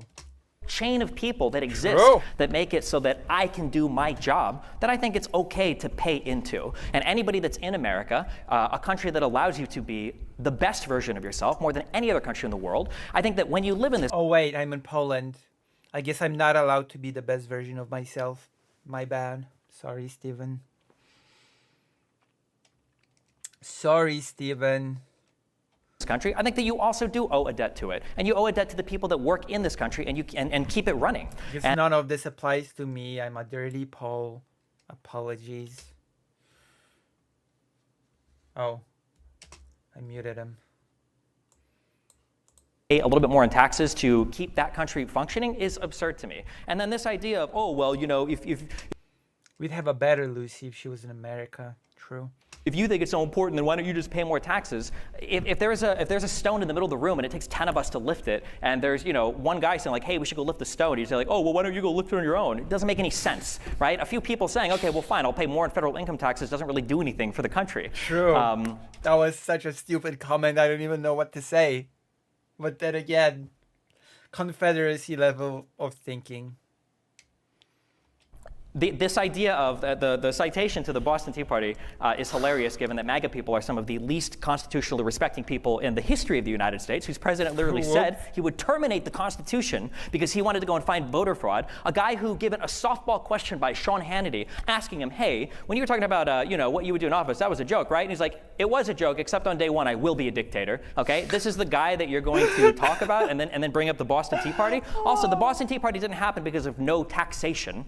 It happened because of no taxation without representation. The second part is important. We can consent to being taxed. We can vote on politicians that do taxes. We can vote on politicians that do spending. If you want to do something about the level of taxation as well, you have to pair it with budget cuts. This idea that Donald Trump is, again, the guy that is going to help you because he's going to cut taxes, where are the budget cuts? What are you actually cutting from the budget? And keep in mind as well that on the federal spending, 25% of this is in our discretionary spending. So when you're crying so much about, oh, foreign aid to Ukraine, which again, you haven't addressed, but it's like 20 billion in cash, not 200. Okay, the rest is usually in the form of old armaments, so we have to pay to upkeep anyway. There you go. He finally addressed it. That's saying that it's just the U.S. giving old stuff and using the money to replenish it with new stuff, which is good for the U.S. I would assume, if you care about the U.S. defense, right? If you're America first, then you should want the U.S. to have the best equipment, the best military stuff, if you at all care about U.S. security, no? America first guy? This is so baffling. So many levels. Way. Where was the spending cuts from Donald Trump? They didn't exist. So what? Are we just going to continue to deficit spend 75%? We have to move. Thank you very much, Stephen. Can I get a quick rebuttal?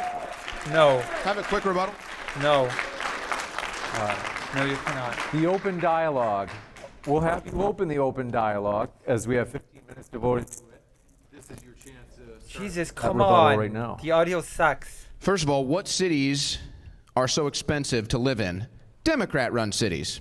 And again, he talks about redistribution. Is this the open? You talk about redistribution Why are those again. cities when those cities are expensive, do you acknowledge that those cities produce more economic output for the country than all the red cities? Uh-oh. This is what I mean when I say these people don't live in reality. But like, why can't you acknowledge that? Because you'll very quickly say things like, oh, well, there are more homicides in Chicago. Yeah, there's more people that live in Chicago. And Chicago is what makes Illinois all its money. That's where the money comes from, or the blue cities. It's not just blue states that subsidize the existence of red states, which is true. And by the way, Just a reminder that in Chicago, it's the I Love Lucy Day. Still in the U.S., I believe. Just saying, it's a Chicago national holiday.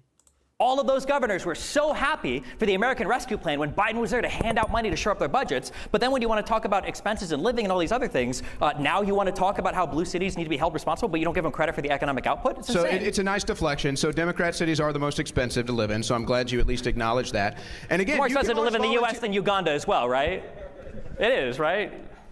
So you can always volunteer to pay more, all right? If you want to redistribute wealth, you can be the hero, man. You can empty your bank account. I guess he's not going to address it because he's just too stupid. Maybe he just doesn't understand what he's being told, but whatever.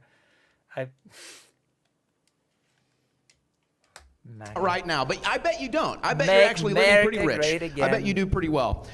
And you want to bring up the Constitution. The Constitution actually states when the United States government becomes corrupt, it's our duty to reform the government. That's I'm sorry, actually what article in the clause Constitution. is that? Is to terminate, Second suspend of all, the rules you of can read it Constitution? again. Which Constitution are we talking about? We live in a constitutional republic. We don't live in a democracy. What is also the contradiction there? What do you think? Hold on. What is a republic and what is a democracy? A democracy is where Oh my God. Oh, well, I did not see that coming. Oh my gosh. Oof. Trump's strongest soldier. A bunch of lunatics like you can vote away my rights. A democracy is where 3 wolves and a sheep vote what's for dinner. I said, What the fuck?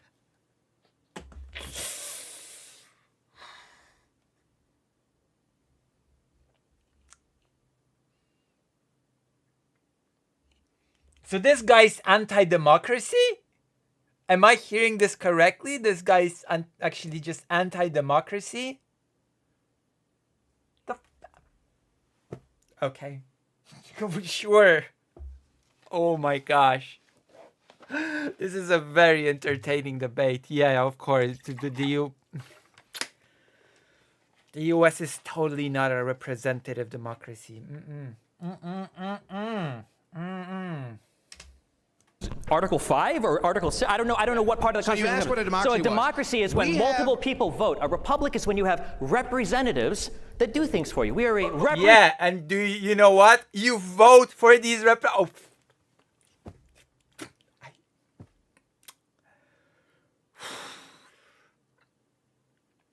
Wow. This is literally like the Confederacy Party. But the Confederacy Party barely has any seats in the government in Poland. The Confederacy Party is marginalized to the point of insignificance. This is the Republican Party, one of the 2 main parties in the US. Their candidate might win the presidency.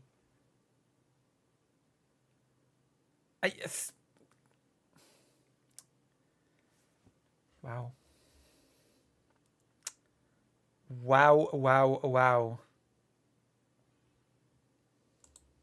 representative democracy. That's why we're a constitutional republic. We are both a republic, which just means you're not a monarchy, and a democracy. This idea... Jesus Christ almighty, I can't believe what I'm hearing. Oh my God. We're not a democracy, we're a constitutional republic. Oh, yeah. Oh. This, Wow. How did we get here? Conservatives are sensitive about calling the US a democracy because they rely on the Electoral College to gain power. And to them, it makes Trump's crimes this... Jesus, come on. Oh my God. Oh... idea that we must be a republic because I'm a Republican and we're not a democracy because you're a Democrat is fucking retarded. Come on.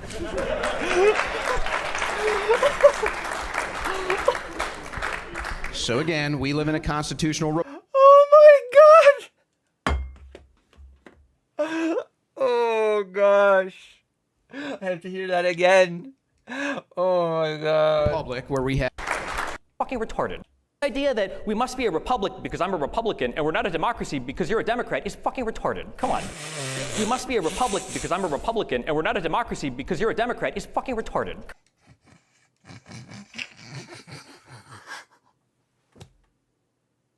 Democracy is when the Democrats are in charge. You heard it here in this debate. And the Republic is when the Republicans are in charge. Oh, this is an entertaining debate, if anything else.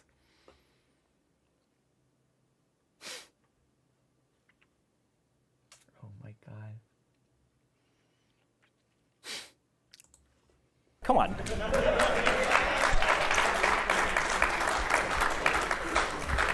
So again, we live in a constitutional republic where we have unalienable rights given to us by God, the Creator. Democrats don't want you to know that because they want to be able to... What the fuck? Oh my God. Come on. This has turned into a farce real quick. My God. Oh my gosh. The Democrats don't want you to know this. What is this language? Come the hell on.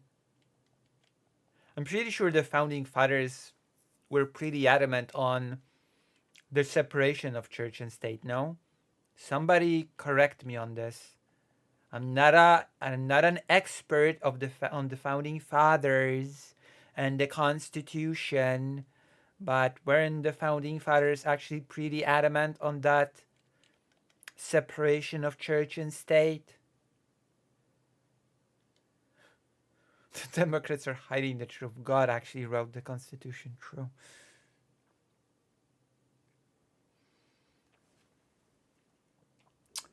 True.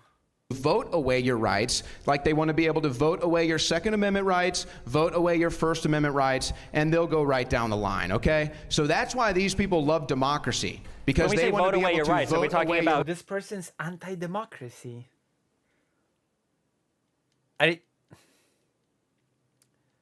You know what?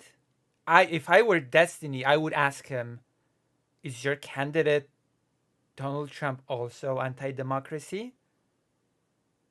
Does Trump hate democracy? And if that guy said, yeah, Trump is against democracy because democracy is evil, that would be like, oh boy.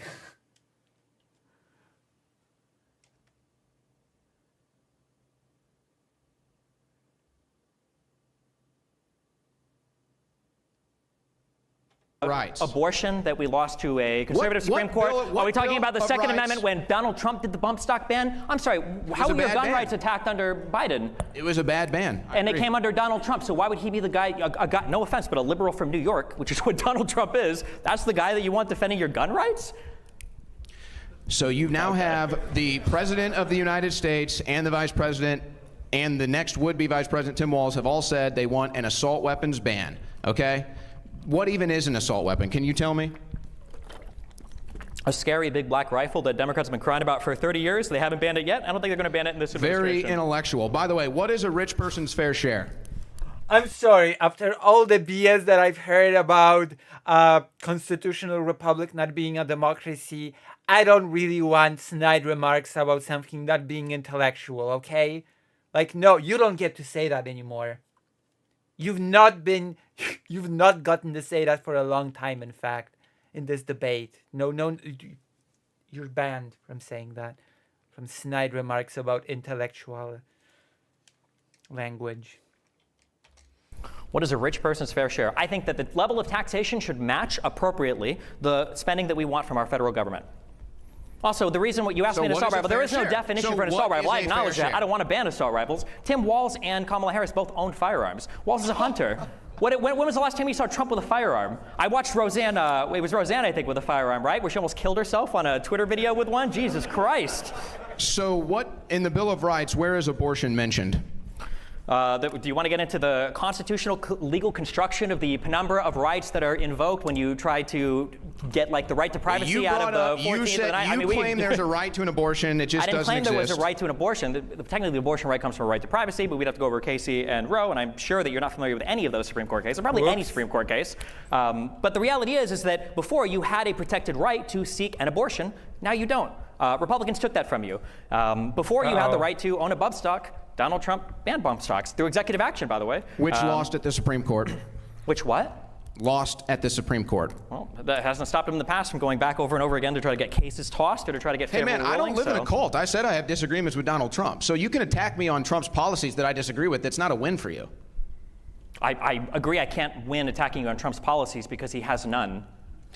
I mean, what am I? True. I mean, you already said that you just support him because he's anti-government in your eyes and you just don't care about the policies. So, yeah, attacking Trump's policies, I guess, is a waste of time. And yes, he does have... I mean, he has won the 20% tariff, so Destiny is not correct here. Trump does have a single really, really stupid policy. Tariff on all products coming from abroad, 20%. I mean, yeah, what can you give me what is one Trump policy that he's running on besides 20% tariffs? Secure. There you go. There you go. Border. That's not a policy. That's like taxes. an idea. That's the concept of an idea of a policy. Stopping war. Okay. Wow, brilliant policy prescriptions. Brilliant policy. Stop all war. Nobody's ever thought of that one. What are Harris policies that are so great? Well, the three that she listed immediately is she wanted to give a $50,000 rollover deduction to new startups or small businesses. So that Was was Trump's idea? What? Trump did that.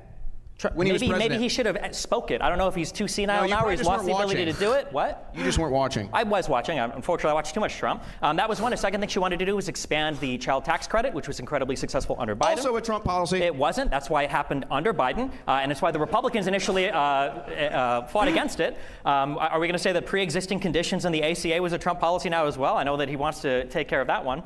And then the third thing that Kamala Harris said is she wanted to do a $15,000 first-time home buyer credit to people that were buying homes for the first time. Donald Trump said he wanted For illegal immigrants. For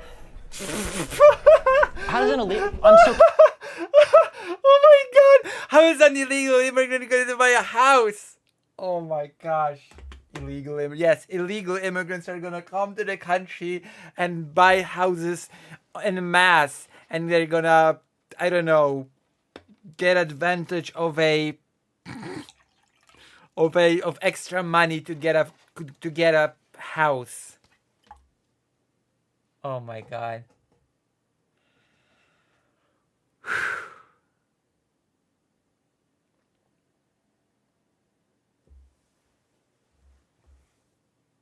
This guy has to be trolling. I agree. I so agree. Oh my gosh. Oh. Oof.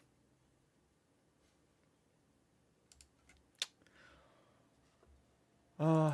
Curious, how do you think these tax credits work? You do realize that they give money to illegal immigrants to buy houses? What? That's maybe I'm just not up to par with U.S. domestic policy, but domestic affairs. I'm sorry. What? I don't think you know how any of this works because I think you were probably born a rich kid and you never bought a house on an FHA loan before. So I had a tax credit when I bought a house. The way that these work is you apply for these refundable tax credits when you get them at the end of the year when you've qualified for it. How do you apply for a credit in the U.S. if you're an illegal immigrant, if you have no documentation, if you're not legally sort of embedded into the structures of the country? Yeah, it's not like you're talking about renting, but buying a house. Maybe I'm just missing something. Maybe I'm just not smart enough to understand the ploy of illegal immigrants en masse applying for credits and getting credit cards to buy their houses. For them. An illegal immigrant definitionally doesn't file taxes because they don't have social security numbers. They don't get money back from the government. So they're how would not they in the system because they don't have any legal basis to be in the system. illegal immigrant qualify for a tax credit? Again, this doesn't make any sense. It's like the hurricane I agree. machines. It doesn't make any sense. This is the Democrat policy. I completely agree. It doesn't make any sense at all. So Where are thank these you. lazy people that He really thought long about that one. Wow. are coming over and not working and not getting jobs, getting the money for homes? The U.S. government. They pay them for the homes too? Then why even give them the tax credit? What the fuck is going on? Oh my, this is not a serious debate. Come on. This is just a troll session that goes on for an hour, 45 minutes. This is not serious in the slightest. I refuse to believe this is serious in any way, shape, or form. I refuse to believe that this guy believes in any of this, in any of the things that he is just saying. I refuse. I refuse to believe that. I will never believe that this guy believes what he just said.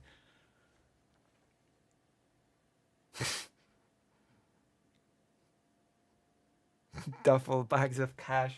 Like, wow. Oh gosh. Is this person an accurate representation of the entire MAGA movement, do you think? Do you think that's like Why not just give them the homes outright? What Don't the give them fuck any are we talking ideas. about? They might do that next. They might actually do that next. Where are they getting all He thinks he's being snappy and smart with these responses, but he's just making himself look dumber and dumber and dumber, and every second.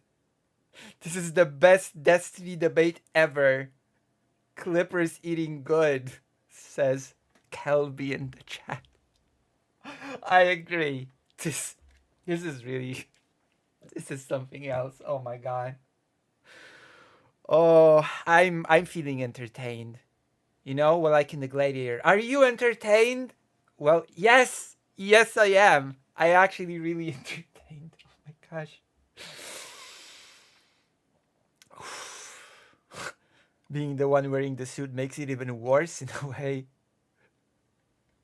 Yeah, it does, doesn't it? They do. Yeah. Actually, they do. Who pays for the hotels that they're staying at in New York City, in Chicago? Oh, yes. Paying for someone's hotel clearly is in the same ballpark as giving them a house. I don't even know why you would go for that argument and think that it's a good idea, that it's smart to say something like that. I don't... What are you thinking? To compare paying for a hotel room to getting someone a house.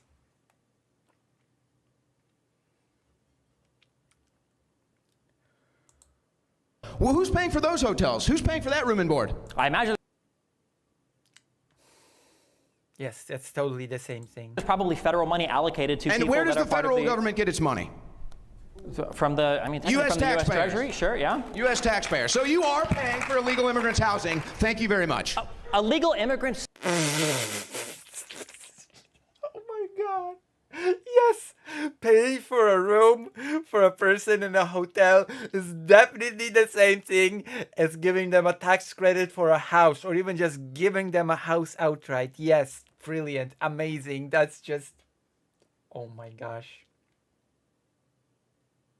Lucy, I must depart. I will see you soon. Thank you for being here, Illiterate.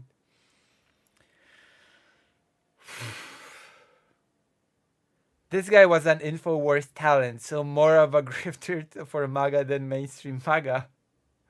A talent for InfoWars. Talent. Implying that this person is talented. Thank you, Greater End. Thank you. I'll see you. Staying in apartments and hotels temporarily is not them buying homes with a tax credit. This is like saying we can do cloud seeding, therefore we've created hurricanes for attacking the United States. You see that it's a mott and belly. It's not the same at all. Let's just Brilliant. move on. Yeah, of course. Yeah, you should move on as fast as possible. Like Speedy Gonzalez, you should move on into the sunset from this whole debate, to be quite honest. You should move on from it all. Jesus. It is in your best interest to move on. I've been telling Republicans that since the 2020 election, and they still haven't. This is a new opportunity. Anything that you want to bring up during the Snap. Bang. open dialogue, Stephen? Yeah, do we acknowledge that Trump probably lost 2020? Have we gotten over that yet, or? No, I don't want to relitigate that, but I would be happy to show you the results on So the answer is no. Haven't gotten over that yet, no. Ain't gotten over that one yet. And it doesn't look like they will anytime soon. Oof. the graphs where at 3:30 in the morning in 4 states, Biden's votes go straight up. Is that normal? No, it's not normal. So what do you think that is? I think that just like every single person before the election said, there was an unprecedented amount of mail-in voting. And they were all for Biden. A lot of them were. Did you Of not course. listen? Of course they were. Of course they were. And they all came right at 3:30 in the Donald morning. Trump spent a year in the lead-up Yeah, saying not to vote via mail because it's a scam. telling his people, don't vote via mail-in ballot. You are so Do you remember gullible, that man. happening? Did you watch Donald Trump for a year You are say, so we don't gullible. vote via mail-in ballot, we go to the polls and vote? And you know why he did that? We know why he did that. Because Roger Stone and Manafort, two corrupt lunatics that Donald Trump has both given full pardons to, by the way, are on recorded audio saying Donald Trump is just going to declare himself the victor on the night of the election because he knows he's going to get destroyed when the mail-in ballots start coming. And he knew did that Donald because Trump he told, declare himself the victor, or did he leave the White House? Do what? Did Donald Trump leave the White House? After a failed insurrection, yes. A failed insurrection. Who ran the insurrection? Donald Trump and the Proud Boys and the Oath Keepers and everybody that broke into the Capitol and delayed the certification of the vote. Do you really believe that? Was the vote certification delayed? What is an insurrection? Wait. Was the vote certification delayed on January 6th? No, it went through. They certified. Did Trump? Hold on. I'm so sorry. I don't know who you're answering right now. Was the vote certification delayed? Was Congress called out of session on January 6th? Yes, I think for a couple hours. For several hours. So by the end of the day, why were they called out of session? So by the end of the day, you see how we can't live in reality? You see how this doesn't work? The country doesn't function when you have people. Rather than getting my mortgage, I should have just destroyed my documentation, then apply for my free house. True. You should have become an illegal immigrant. True. Also, some of the state conservative legislature passed laws preventing mail-in. That is actually a very legitimate way to get a house in the U.S., I guess. If you can't afford a house, just burn your documentation and become an illegal immigrant. True. You'll get a house, or at least a hotel room, which is basically the same, so, you know.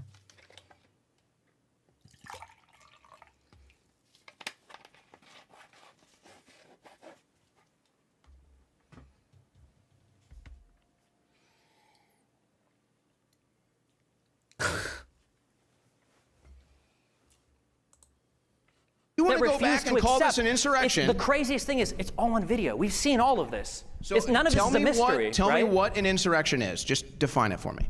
I don't have to define it for you. I'm just asking simple questions. On January 6th, there was a certification of the vote. That vote was disrupted by violence. If you want to get into what an insurrection is, you could say that it was a crowd of people that had gathered with a common purpose to use the means of violence or intimidation to disrupt an official federal proceeding, such as the certification of the 2020 vote, the outcome of that election, which is why it would probably qualify as. Whoops.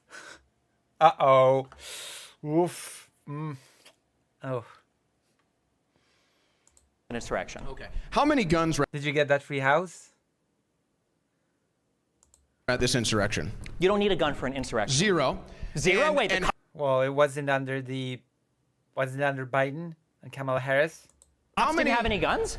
Oh, the cops had a gun. That's right. They killed an innocent person. So what you just said was just That's wrong. right. They killed an innocent person. With a slingshot? What do you mean there were zero guns at the insurrection? So, okay, so the government had the guns. So that's good. So that's what happens when only the government has the guns. Just to be clear here, none of the people on the grounds of the Capitol had any firearms on them? Not a single one. Really? Not even though the Secret Service said 80% of the people that were at the Ellipse just an hour earlier listening to Trump's speech didn't go through the magnometers because they saw people in the crowd that had firearms they didn't want to go through that all marched to the Capitol building. What, did they drop their gun off at a hotel? Did they give it to a friendly police officer? Did they find a fellow DC BLM guy to hold on to their rifles? Not a single gun was ever recovered or on record at the January 6th insurrection. Oh, recovered. And what type of an insurrection? How many pipe bombs were found That's a great question, actually. Who laid those pipe bombs? We don't know. We never found out. We don't know. How convenient. The government can recognize somebody's earlobe in a video and track them down and go arrest them in the middle of a hurricane, by the way. The FBI went into North Carolina in the middle of a hurricane and arrested somebody, but they can't find who laid the pipe bombs. They have no idea. And Kamala Harris doesn't remember where she was that day either, even though one of the bombs was allegedly right outside of her office. She has no idea. She's changing her story. But what type of an insurrection? No one is changing the story. You guys filmed this. Kamala from start has to changed finish. the story. We can watch you guys cheering for it. We can watch you cheering 1776. What was 1776? I know you hate 1776. I know you hate that. What was 1776? What was that? That was the founding of the country. What was the event? What would you call that? When we overthrew royalty and created a constitutional republic. Would you call that an insurrection? No. 1776, the revolutionary. You wouldn't call that an insurrection? So are you pro-insurrection now? You just babble and stammer so much. I can't figure. Oh my God, what an idiot. Oh my God. He just thinks that insurrection is a bad word no matter what context, no matter what the situation. Insurrection bad, so 1776 could not have been an insurrection. Oh my God, this person is so stupid. So insurmountably stupid. Wow. Oh, guess what? Polish history is a history of several insurrections. Failed insurrections, mind you, but all the uprisings against the three empires that partitioned the Polish-Lithuanian Commonwealth, yeah, those were insurrections. Yeah, because not all insurrections are bad.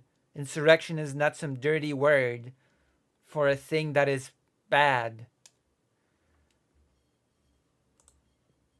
Figure out where you're at. Tell me what kind of an insurrection, when an emergency notice goes out to go home, everybody goes home and calls it a day. Is that what kind of an insurrection ends when the leader tells his followers to go home? All of them. Perfect. That's kind of how it works. That's how a cult works. So there was no insurrection. Trump didn't want to overthrow the government. Thank you for admitting that. That wasn't too hard to get out of you. We can't even follow basic logic. Oh my God.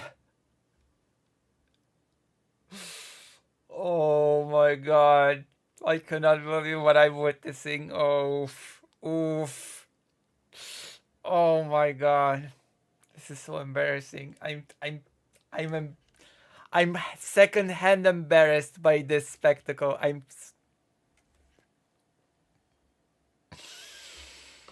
No, 1776 was an insurrection. It was a now revolution. You're deflecting again.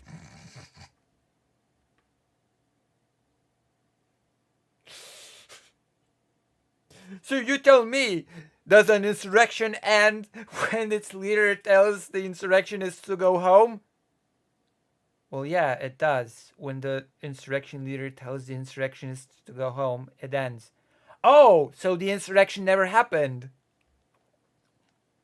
What?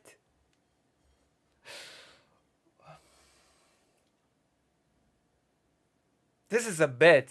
I bet at the end of this whole thing, you're just gonna shake hands. It's gonna be like, ha, you've just witnessed a comedy skit bit, and we were just testing the audience to see if they would actually think that what I was saying was serious. And, you know, this was just a test for spreading misinformation. And we wanted to test just how many people would believe the nonsense that was coming out of my mouth as serious statements. Or that has to be the conclusion to this debate, surely, right? It has to end like this. There is no way that this is not a lead up to something like that, right? No? Into 1776. I'm not deflecting. So I'm referring Trump wanted specifically. to insurrect it's just the funny government, that you stand but he outside told his saying followers to go home. 1776. Thank you for coming to our play. I mean, that is the only logical explanation to what is going on here.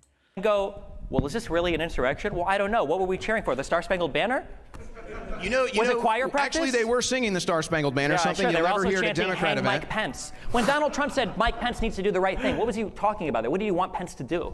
So in the history of the United States, there have been multiple times where a party rejects the results of an election, and all 3 times prior to 2020, it was the Democrat Party. Really? Let's walk through those. Election Let's walk through those. In do you want to go over the when it happened in 1960 in Hawaii, when the only reason why they submitted 2 different slates of electors, which were both authorized by the state legislatures, because there needed to be a recount. You want to use that one, or do you want to go back to Ulysses S. Grant, the one that happened prior to the ECA even being passed? Right? Where the whole reason why that law was passed was because it was such a clusterfuck of an election. Which one do you want to go to? Do you want to go to Gore, where Gore he gave up that election as soon as he lost to the Supreme Court, where there wasn't even a delay in the electors voting in Florida, let alone a January 6th certification? The problem is you don't know anything. You have no facts for any of this. And the strongest facts that you can attest to, you no longer can because you're scared of being sued again for defamation. So obviously, you're just going to sit here and ramble on some crazy shit. That's why you won't admit that 1776 was obviously an insurrection. That's why you were cheering it on outside when you thought you were going to be the winners of that insurrection instead of the losers, and it's why you won't admit now to obvious facts that are right in front of our face. Every election in the 21st century, the Democrats have denied they lost. Which vote certification? They denied that Al Gore lost, they denied that John Kerry lost, and they denied that Hillary Clinton lost. And yes, they went to Congress and tried to stop the certification of the vote. Really? What did they do for Gore? That has happened every What did they time. do for Gore? And they'll likely do the exact same thing. There's nothing. When Trump wins in 2024, they'll likely do the exact same thing, just like Raskin has already said. The Democrats are already plotting not to certify the 2024 election because they know Trump is going to win. It's fantastic delusion. It's mainstream news. Anybody can pull it up on their phones right now. Jamie Raskin won't certify election results. Go ahead, plug it in. You got it right there. Awkward silence. Don't you? Yeah, it's right there. We only have several minutes of the opening. Do you think Gogeta or Vegito would win in a fight? It's frustrating. I guess the saddest thing is that as much as I can't stand conservatives because I'm a liberal / progressive, at the very least, I felt like we were all. I wouldn't go that far, okay? I wouldn't go that far. Come on. You're doing so well. No, let's not. Come on. Right it in. Progressive? Right it in. All kind of in the same boat. We were all Let's kind of not like get the same overboard. country, and we were all presenting at least a unified front to the rest of the world. And as much as conservatives and Democrats might have hated each other, at least we were all Americans at the end of the day. And when right? did that change? When did that change? Well, a big change. When Donald Trump became president of the United States. And they lost their mind because they couldn't control him, they couldn't bully him, they couldn't get him to bow down to political correctness. And so this is them, stuttering and spamming all over the place like lunatics, trying to get Donald Trump killed, assaulting Trump supporters. Yes, Destiny definitely is the one sounding like a lunatic in this debate. True. So true. There's only... Okay. And lost their minds. Why do you think Elon Musk left the Democrat Party? Why do you think Tulsi Gabbard left the Democrat Party? Why? Oh yeah, Elon Musk, the most brilliant, rational human being on earth. There are so many Democrats like Vernon Jones leaving the Democrat Party because this is your Democrat voter right here. Nobody wants to be a part of this psychotic movement anymore. Nobody. Psychotic movement when you guys Yes, literally psychotic. tried. You guys want to invaded trans the kids. Capitol. Your side believes in trans kids. Who wants to Your trans side kids? wants to pay for Your side believes in trans kids. Whatever. I have no clue what that means. Trans kids. trans Most surgeries people in aren't the okay with prisons. it. You guys Your won't even side lets acknowledge in what 10 you've million done. illegal immigrants. Your my side starts God. wars all over the world. Our side is the party of sanity and the party of common sense. And if you can't see that in this debate, then you're never going to see You're it. never gonna. The party of sanity is the party that doesn't believe in dinosaurs and thinks that we create hurricanes. What are you talking that go- about? do you believe in dinosaurs? You think What they're is this real? dinosaurs? Wait, do What are you think talking about Do you think dinosaurs? the dinosaurs Do you ever play roam with the earth? dinosaur Do you toys? think the Why do you dinosaurs bring this up? Do you think Destiny should just get off the dinosaur thing. the dinosaurs Is that ever a roam the dinosaur earth? on your necklace right there? What do you is ever that? think? Do you think the dinosaurs roam the earth? I'm not here to talk about dinosaurs. It's insanity. It's crazy to me. You know what? You're a political dinosaur. You're stuck in the past. This is the future right You don't here. even acknowledge the outcome of the last fucking election. How am I the one stuck in the past? You guys lost in 2022 for the same reason. Everything you're told from the mainstream media. You're right. There's no government corruption. They don't rig elections. It's never happened. The government is great, guys. The government loves you so much, and the mainstream media... Yes, it's Destiny that sounds like a lunatic here. Definitely, Destiny is the one that sounds like a lunatic in this debate. would never lie to you. They would never do that. Come Let's on. say that I duh. did. Let's say that I did believe everything from the mainstream media. The mainstream media is a conglomeration of how many different large corporations with how many different editors, with how many different people involved that have how many levels of accountability, as opposed to There's the about alternative six. media, a company There's that you about just six. came from that's now bankrupt because the owner got That's sued right. for defamation That's right. for telling so many The most lies. Should I believe anti-establishment free Trump's speech camp? organization in the yes, world the freedom is of speech guys. Yes, InfoWars. the freedom That's of speech why guys. we get shut True, down. exactly. That's yeah. why it we're wasn't under for telling. attack. Yeah. Yes, Destiny is definitely the one that sounds like a lunatic. Of course. You want to know what happens when you speak truth to power? Everything this guy just said. I've been censored. I've been imprisoned. I've been assaulted. I've had my businesses shut down. This guy's dealt with nothing except cucking to his wife's boyfriend. I see those 60 days in federal prison weren't kind to you. I'm sorry that you weren't able to do the podcast from prison like you wanted to. I know that's still upsetting you a lot. Only one of us up here has been arrested for trying to be a part of a coup or an insurrection against the United States. Only one of us up here hates this country. And I think it's pretty obvious it's the guy that doesn't even acknowledge the results of the last election. One of the most important foundational pieces of the United States, So which stop is the stealing peaceful, them. So which is stop the, stealing them. Which is So the, stop stealing no one them. is stealing it. So no one stop is stealing stealing it. them. Why don't you vote? So Show stop up at the stealing polls them. and vote. Vote via the opportunities that are available to you. For Q&A now. So we are going to have Q&A with the audience. The mic might go in and out just a bit. So Oh, might be wow. switching back and forth with all, Shocker. but we're going to have people line up in the middle aisle right here. This piece of tape right here, you'll see it once you're in line. If you could stand behind that, I'll be holding the lapel mic up to you in lieu of. So, if you have any questions, please come on up. We're looking forward to it.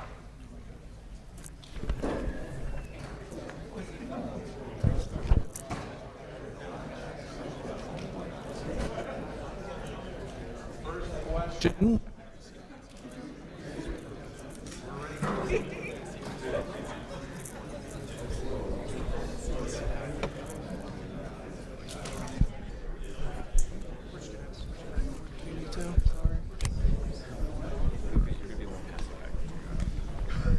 All right, thank you very much. And I'll hold on to the microphone just because we want to encourage everybody, when you are asking your question, if you could keep it as pithy as possible, getting right to the question.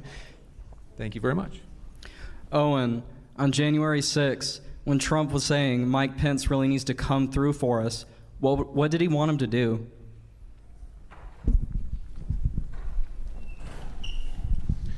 So leading up to the 2020 election, in the name of COVID, a bunch of states changed their election rules, and they didn't follow the actual laws to do so. They didn't go through the state legislatures. So Donald Trump wanted to have those things reviewed in a legal process, and he needed Mike Pence to refuse to certify the results so the legal investigation could play itself out, something that's happened multiple times in U.S. history. So also, they wanted to review signatures. They wanted to review mail-in ballots, which we now know, thanks to investigations that have been going on for the last 4 years, some ballots were sent from empty parking lots. Some ballots didn't even have signatures on them. And in fact, the illegal votes that were now discovered in Fulton County from 2020 outnumber the votes of margin of victory for Joe Biden. So that's what he was asking Mike Pence to do. Mike Pence should have did it. He refused, and so I think the grammar is should have done it and not should have did it. But I don't know. Why do I even expect literacy from Infowars pundits, Infowars talent? the rest followed. Should have. So then to reiterate, he was telling Mike Pence to not certify the winner of the election who actually won the election because of his delusional belief that there was voter fraud, of which you're admitting wasn't discovered, I guess, until years later, although that's probably bullshit as well. Pull it up, it's mainstream news. It's not. Can I ask for both? Yes, literally multiple lawsuits. All of them failed. Literally every lawsuit has been demolished in every state court. Yeah. All right, we're going to jump into the next one. All right, for both of you, what happens to the Republican Party if Trump wins this election? He can't rerun, so what happens after? It ends with Trump. Who knows? Everybody around the world, everybody in the United States is looking at the Republican Party for nobody knows what it's going to look like after Trump. If he loses, they don't know if he's going to run again. If he wins, nobody knows if Trump will just be happy to win and be a lame duck, or if he'll go full authoritarian monster mode and try to take apart as much of the government as he can, or what the Republican Party will look like afterwards, because the Republican Party has to fall in line to Trump, or he will destroy your career or destroy your media network. Two things he's done before plenty of times. Who knows? Just real quickly, Georgia voting fraud allegations result in criminal charges. Georgia Bureau of Investigations, arrest made in Brooks County voter fraud investigation. So I can go on and on. Here's the 19 people charged in Georgia election fraud case. So it's a real story. But I'm sorry, did you say if Trump wins or if Trump loses? If he wins. If he wins. Well, I think what happens is probably the same whether he wins or loses. I think what Trump has done is he's basically remade the Republican Party, and That's so for you kind of sure. have the old neocon establishment type that you no longer see at Republican events anymore. George Bush is not a popular Republican. Dick Cheney is not a popular Republican. John McCain is not a popular Republican. Even Nikki Haley and Lindsey Graham get booed when they go to Trump rallies. So that's kind of the establishment right, if you will. The Republican voter base and really the populism that is behind the Republican Party has now, behind Donald Trump specifically, I think has now taken it over. So I don't think that's going to change. I think future... I don't know why you would brag about something like that the populism has taken over. The funny thing about what he just Googled is that the cases were against Trump people. He tried to use Trump fraud as evidence of Candidates are going to sound more like Donald Trump. They're going to sound more like Vivek Ramaswamy. I think the message is going to be smaller government, true conservatism. I think the message is going to be stop funding foreign wars, foreign aid. I think the message is going to be bring back manufacturing, mostly common sense stuff. But I think that the thrust behind this populist movement is that we understand there's government corruption, we understand that there's mainstream media corruption, and we want a representative as our president, as our representatives in Congress, who know that, who talk like us, who think like us, and aren't going to be afraid to say it out loud. So I think it's kind of a permanent reformation of the Republican Party post-Donald Trump, whether he wins or loses this election.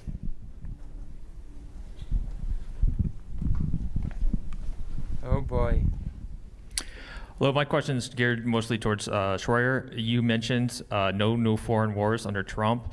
In 2017, on Inauguration Day, I deployed and we dropped a record number of bombs in a single deployment on Syria until our record was beat by the Truman the year after that. What do you mean no foreign wars under Trump?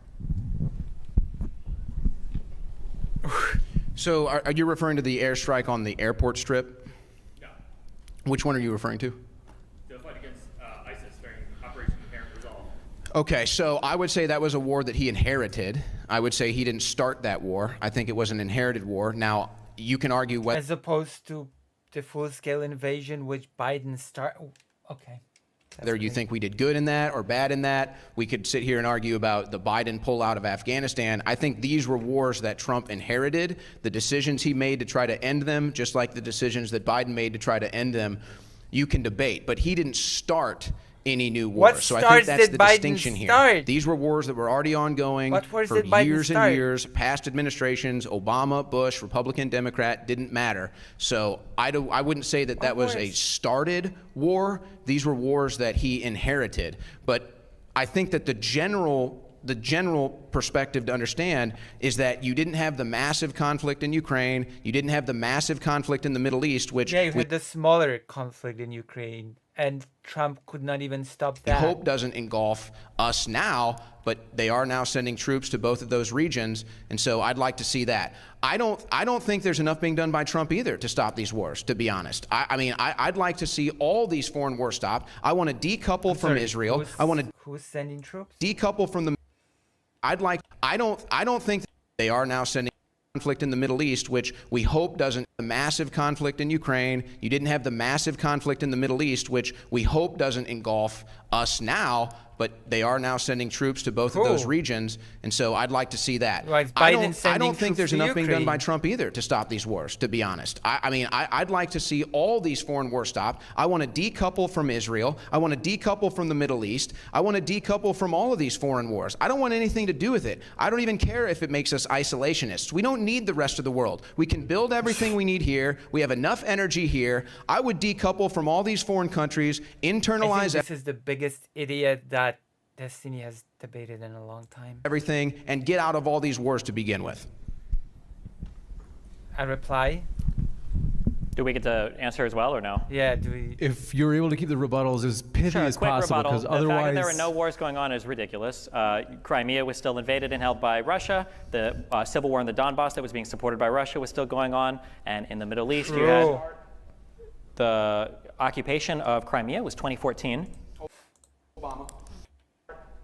War in the Donbass that was being supported by Russia was still going on. And in the Middle East, you had the occupation of Crimea was 2014. Obama. Okay, was Trump not president when it was occupied?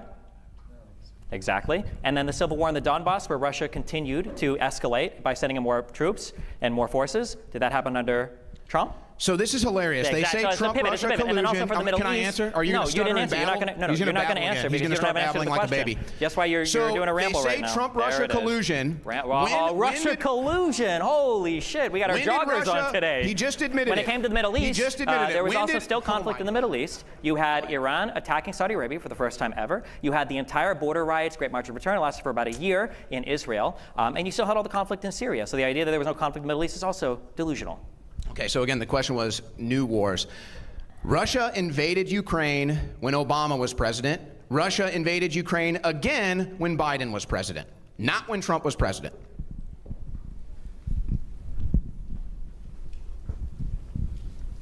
I want to know you guys' opinion when Trump Yet Trump was not able to end any of these conflicts. Was president when he tried to isolate America on a global scale from groups like NATO and try to go closer to countries like Russia or China.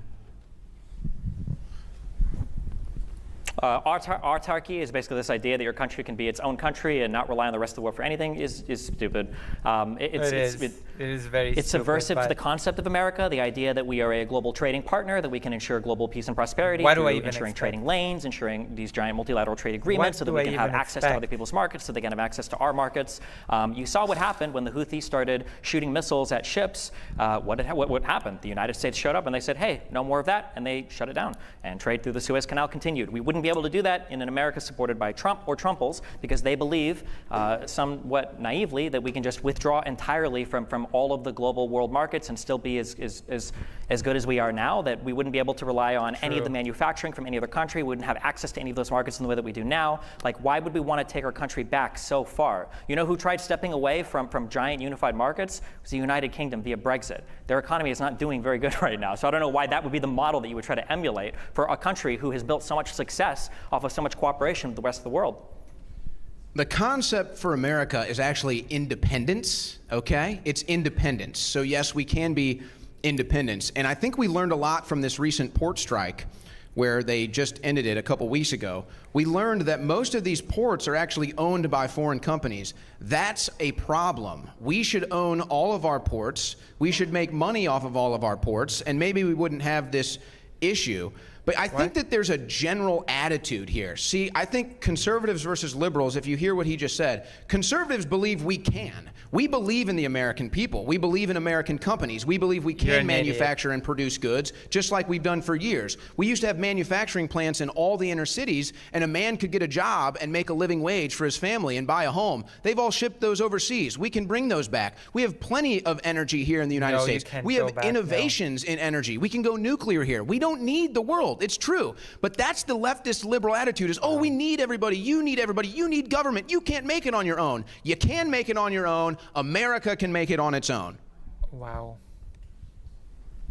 What do you even say to that? This is so stupid. It's just, wow. Hey, Destiny, I love the all green. Owen, maybe we size up on the jacket next time. But my question has to go to... The gym, brother. That a boy. I'm getting there. Thank you. Destiny, you claimed that there was no money being given to foreign illegals for housing. They weren't buying houses. You're correct on that. But Christopher Rufo did a story. $3.8 billion from the ARPA, American Rescue Plan Act, was given to the state of Colorado, who in turn gave it to Boulder, Denver. They gave $5 million to resettle migrants. $350,000 of that a week was going out to migrants to pay for them in one apartment building. This was the CBZ, owned by CBZ Management in Aurora. Aurora, right? So this was the same building that was taken over by illegal gangs. I'm wondering how you can sit there and say that there's no American taxpayer money going to these people when they're there doing it and taking over our country, literally.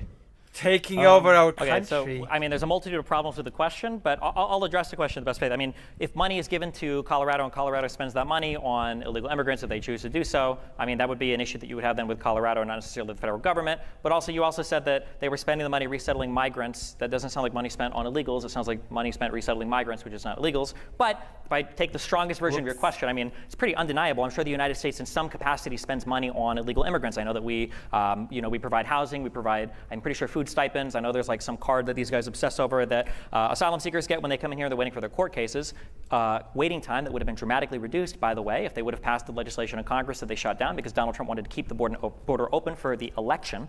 I'm sure the United States spends money on illegal immigrants. I'm not saying they don't. I just think that the idea that it's just the illegal immigrants that we talk about we're looping back to the arguments that were already said, basically. We are looping back. We're coming back. We are looping. Are like fucking Captain America. Like, these guys come in and they have like 50 kids, and then they steal all of our welfare, and then they are buying all of our fucking houses, and then they're also working all of our fucking jobs, and they're like, I don't know how they can do fucking everything. I don't know if they maybe the reason why Biden did so poorly in the debate is because all the adrenochrome was going to the crazy legendary fucking illegal immigrants or whatever. But yeah, I mean, yeah, I mean, I'm sure we spend money on illegals. I wish we had comprehensive immigration reform. I do think that spending money on America is important, and I think that's a good argument. I think that when you look and you see, okay, well, even if it wasn't $200 billion, Destiny, it was $20 billion. Why are we spending $20 billion in Ukraine when my neighborhood is fucking falling apart, or my city doesn't have the money to pay for these things that I think are important? I think these are good questions, okay? Democrats are not the ones that are trying to cut funding from schools and from cities and from infrastructure and from healthcare. When the fuck was the last time you heard a Republican say, we need to stop funding the war in Ukraine so that we can fund single-payer healthcare? We need to stop giving money to Israel so that we can do something about the homeless or the drug addicted or the mental illness in society. It's never like that. It's we need to stop funding here, and then we need to cut as much spending domestically as possible so that what, the fucking free market is going to take care of your problems? What, is Bezos going to walk you to the fucking ER and pay for your medical bill? Like, it's just insane. So I agree. I can understand. Like, we can walk and chew gum at the same time. The United States is a huge federal budget. We can pay for a lot of things. And I do think that sometimes our spending is a bit sad. But when you look at who's taking money away from spending on things like healthcare or childcare or any of the multitude of things that we need money spent on in this country, it's not Democrats, it's fucking Republicans. And the idea that cutting funding to some foreign war would all of a sudden open their hearts to domestic spending on welfare is ludicrous.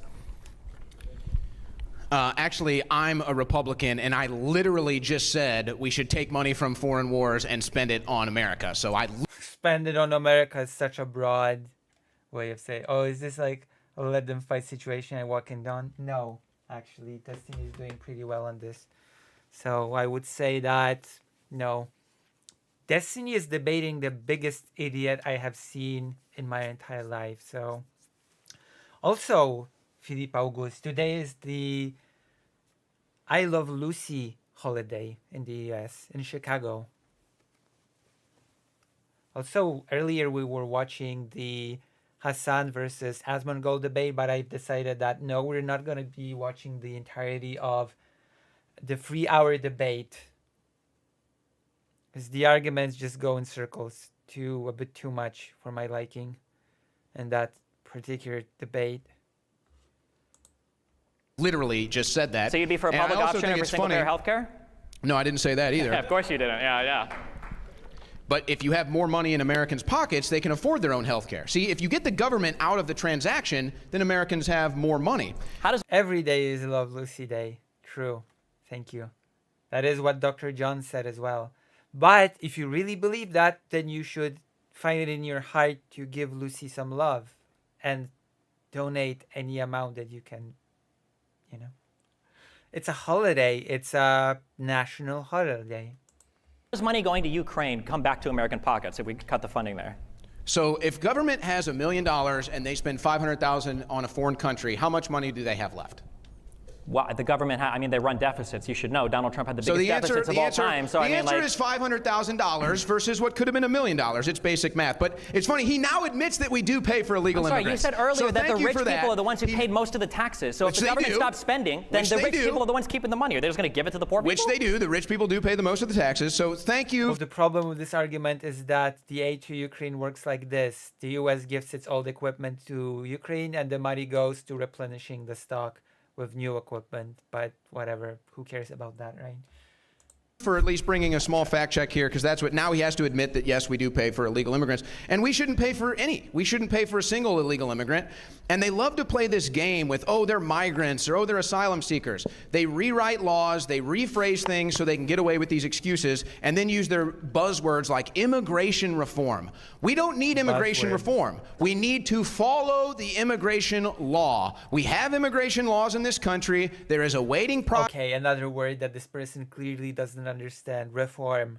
Reform is introducing changes into the law. There's a process you go through to become a citizen. That's what every person should come into America and go through. Versus some select, maybe some circumstances where you come in here on a work visa when you already have a job lined up, or you have demonstrate you don't understand the word reform in less than 5 seconds. A job that we need. So they love to play these games. And by the way, yes, Colorado did have to request money. What cursed mirror world is this where destiny sounds wise and caring? It's the MAGA world. From the Federal Emergency Management Agency. That was literally a request. They had to get the money from the federal government to pay for these illegal immigrants that are all over all of these blue cities. And by the way, you notice another thing too. The Democrats are always complaining about the state of the education in this country, and rightfully so. It's in the tubes. Who runs the education department? The Democrats. I'm pretty sure that there is no such thing as like a big education department in the U.S. that just runs all the education I'm pretty sure education is like a state-to-state basis thing, no? Each state sort of creates its own education policy. There's no federal education policy and a federal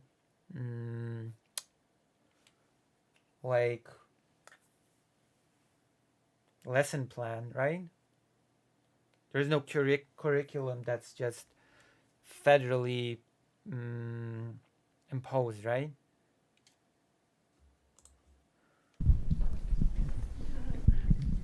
Yeah. Hey, Destiny. I wanted to talk about there's sort of this growing rise in like social conservatism among Generation Z youths. And I sort of wonder as a 22-year-old where I see a future in the Democratic Party for me as someone who kind of leans left economically, more sounds older than 22, but you know, don't judge a book by its cover, I guess. Probably left-wing economically, not leans left, but someone who's sort of like center-right socially. And I just don't really see a future right now. And so I'm kind of wondering, should the Democratic Party try and appeal to this growing rise in Gen Z voters? This is according to a Gallup poll and a Pew Research poll done in the last year.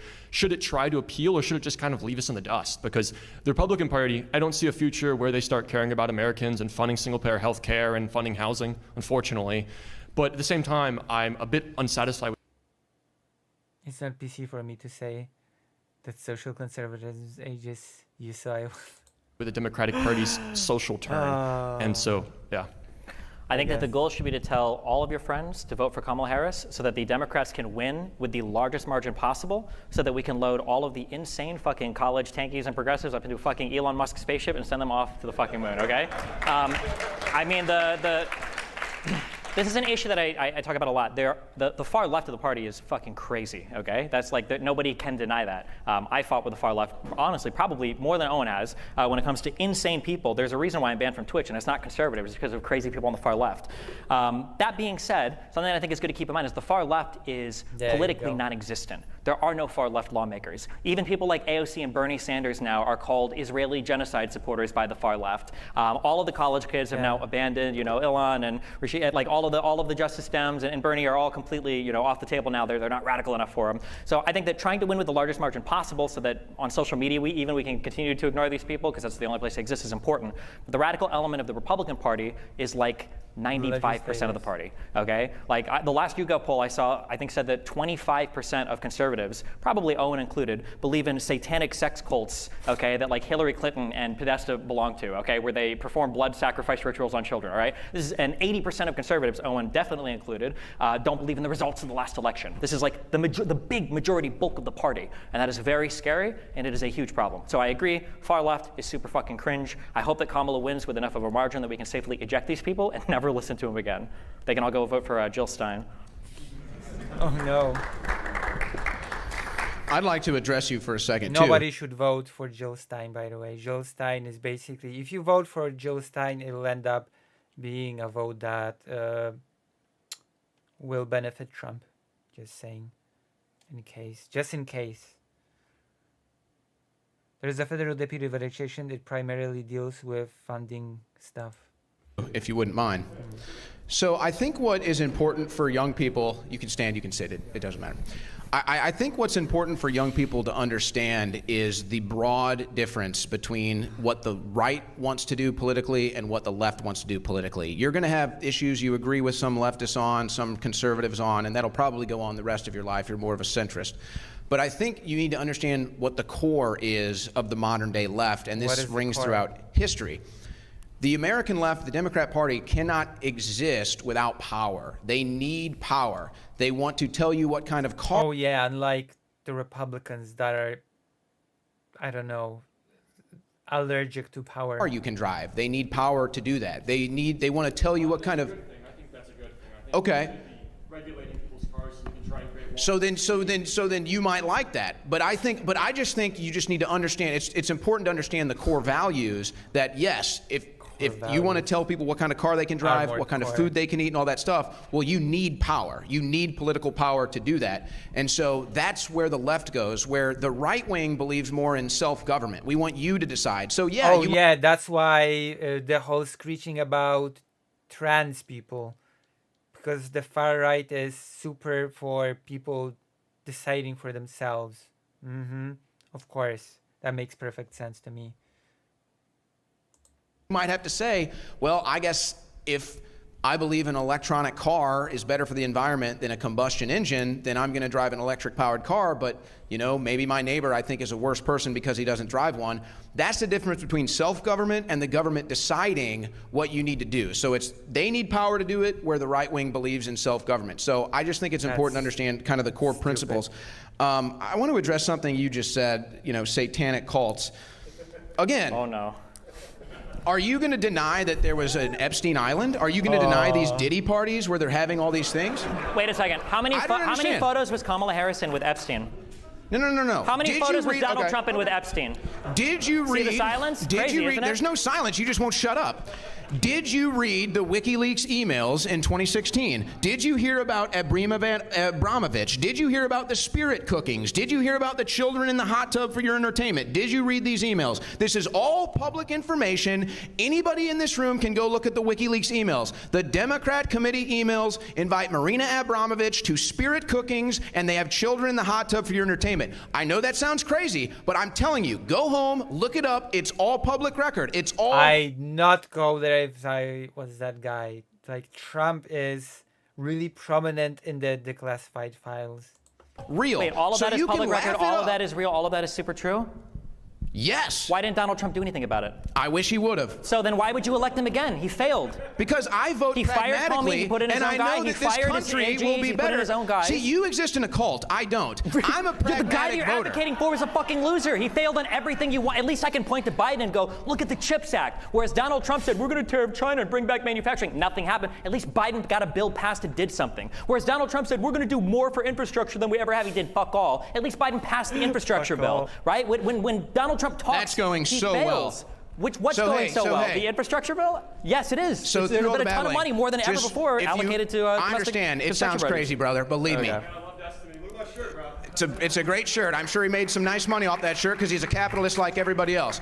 I'm just telling you, I would probably have thought I was crazy when I was your... That's supposed to be a dig? Destiny's a capitalist. Just, what? Okay.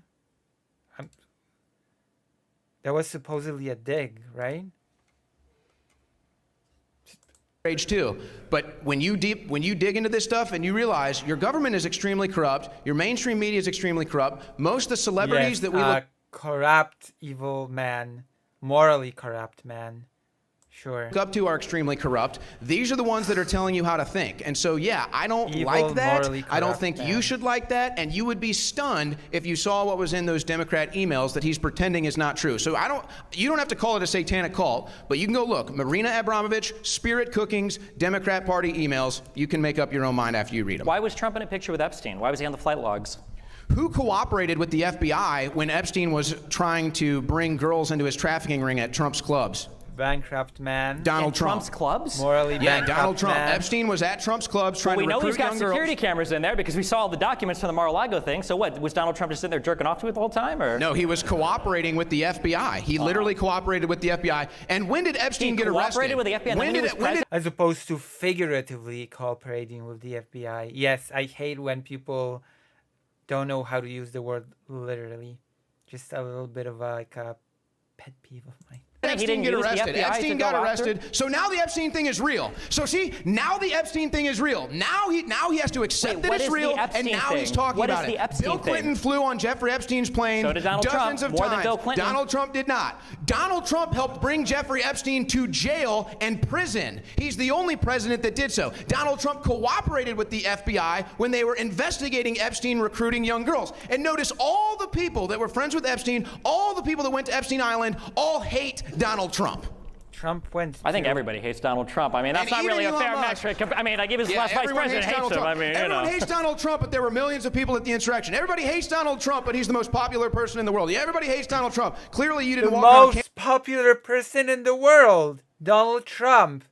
There was a Polish debate about the election, and one of the questions in the debate in Poland was, "Are we prepared for the worst?" The worst being Trump being elected. Yes, clearly the most popular person in the world. True. campus today because a lot of people actually love Donald Trump. Yeah, because And they by got the people way, like you why did brainwashing them. Elon Everybody Musk- that's worked with Donald Trump hates Donald Trump. I'm sure Everybody you're- that spent time in I'm office sure- with Donald Trump. There's a reason why 42 of his 44 last You love cabinet the members government. won't This guy endorse loves him. the government. You The love government the is part of the thing that keep. What do you think America is? Do you think I'm it's just a sure piece of land? self-government. What is the United States? Self-governance. But now when it comes to abortion, Self-government. self-governance when it comes to what kids read in school libraries, when does the self-governance Abortion, stop when and there's the a- Christian when virtue there's a signaling beating begin? heart, By when the way, there's a beating Christian heart- virtue oh my signaling God. following a man who doesn't even read the Bible, who can't even say John 3:16 when asked for his favorite Bible verse, a guy who cheats openly on all three of his wives. I'm kind of curious who the most popular president in the world would be. And steals campaign still funds love him. and steal campaign. Yeah, I know you love him because there's nothing he could do His that would make you his not love him. ex-wives still love him. Yeah, I'm sure they do. That's why they divorced him. So, man, that is just, it's hard to concentrate with so much yapping in my ear. Don't worry, it's how we all feel watching InfoWars. Or Oh, they all used watch to. InfoWars! They all watch InfoWars. I love it. So there you go. So Epstein is real. So first it's, a fictitious satanic cult. But now it's real. Now he admits it's real. So it's amazing. See, when things thought progress in the Epstein was a fictitious conversation, character before, eventually yeah. everything he has to admit, everything I say he eventually has to admit What? is real. That's... That was a very awkward silence after that statement. That was awkward. Hi. I don't know if this is a great segue or if my question won't matter anymore, but this is for Mr. Schroyer. What is one, other than the Sandy Hook crisis actor thing, what is one conspiracy theory on the right that you think is not true?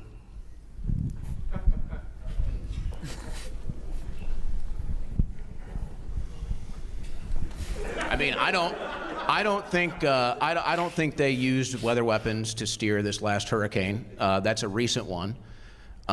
Past that, I mean, you'd have to be more specific. I mean, there's a lot of things. Basically, I would say if I don't report on it, I don't believe it's true. There's a lot of rumors out there about Tim Walz that I think are fake. So most of the Tim Walz stuff I think is fake. I don't believe it. So there's just a couple of recent examples. I see. Brilliant. Hey, how are you doing? My question is, if during the 2020 election, if the quote-unquote government could have stolen the election, why didn't they do that in 2016? I think that if you're going to be a conspiracy theorist, you should apply your conspiracy theories consistently.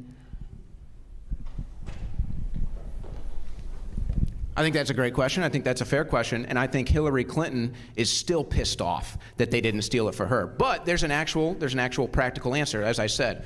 They changed the laws because of COVID, and they allowed all of these mail-in ballots. Millions of mail-in ballots around the country. Some of them were going to casinos, gas stations, empty parking lots. You didn't have that in 2016. You didn't have videos like in Philadelphia or in Atlanta where they shut down the polling locations and then people stay and triple count ballots. So we know what was different between 2020 and 2016. It's a fair question, but those are your differences. They were different. They were different ways they were counting ballots. There were different ways to vote, and that's what ultimately changed the results. But if you go back and you look at the graphs, this is going to be the thing that should blow anybody's mind. If you're a fair observer, go back and look at the graphs. In Georgia, Wisconsin, Michigan, and Pennsylvania, Trump was winning all day long until 3:30 in the morning, and the vote for Biden goes straight up. Right at the buzzer, straight up, and then they declare the states for Biden. Anybody would have to be honest with themselves and say that there's something wrong there. In Fulton County, the people accused of running the ballots over and over again were Ruby Freeman and Shay Moss. Will you own that opinion right here and say that they were triple counting ballots? No, they were actually not charged. They were what? They were not charged. So it wasn't them, it was somebody else? Yes. Okay, so the reason why he's very careful of that is because he's been through defamation lawsuits now. He knows because that I know the facts. He knows that Because I the know the original facts. claim that multiple ballots were counted, or that the same ballots were counted multiple times in Fulton County originated. It was fabricated, whole cloth, from Powell and Giuliani about Fulton County from those State Farm Arena videos. Not only did Ruby Freeman and her daughter Shay Moss sue Giuliani over that, Giuliani came out and said, yeah, I lied, but it was my First Amendment right to lie. And believe it or not, that doesn't actually work for a defense in a defamation suit. That's why he lost that case for $148 million, and like his business leader, Donald Trump, is now declaring bankruptcy.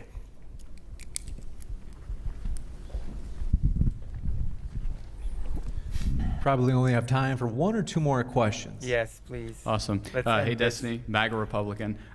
You talked last debate with Doyle about the dinosaur stuff, and then this debate with the dinosaur stuff as well. I don't know what's going on with the dinosaurs. I believe they exist. What's up with that? Do they not, or what's going on? A couple years ago, I was kind of depressed. I realized that, like, in the era that we live in right now, in the whole Donald Trump MAGA stuff, nothing personally to you, but it feels like nothing can ever happen again that isn't a conspiracy. And now every single thing that these people talk about is a conspiracy. The 2020 election was stolen. COVID was fake, but it was also a manufactured bioweapon.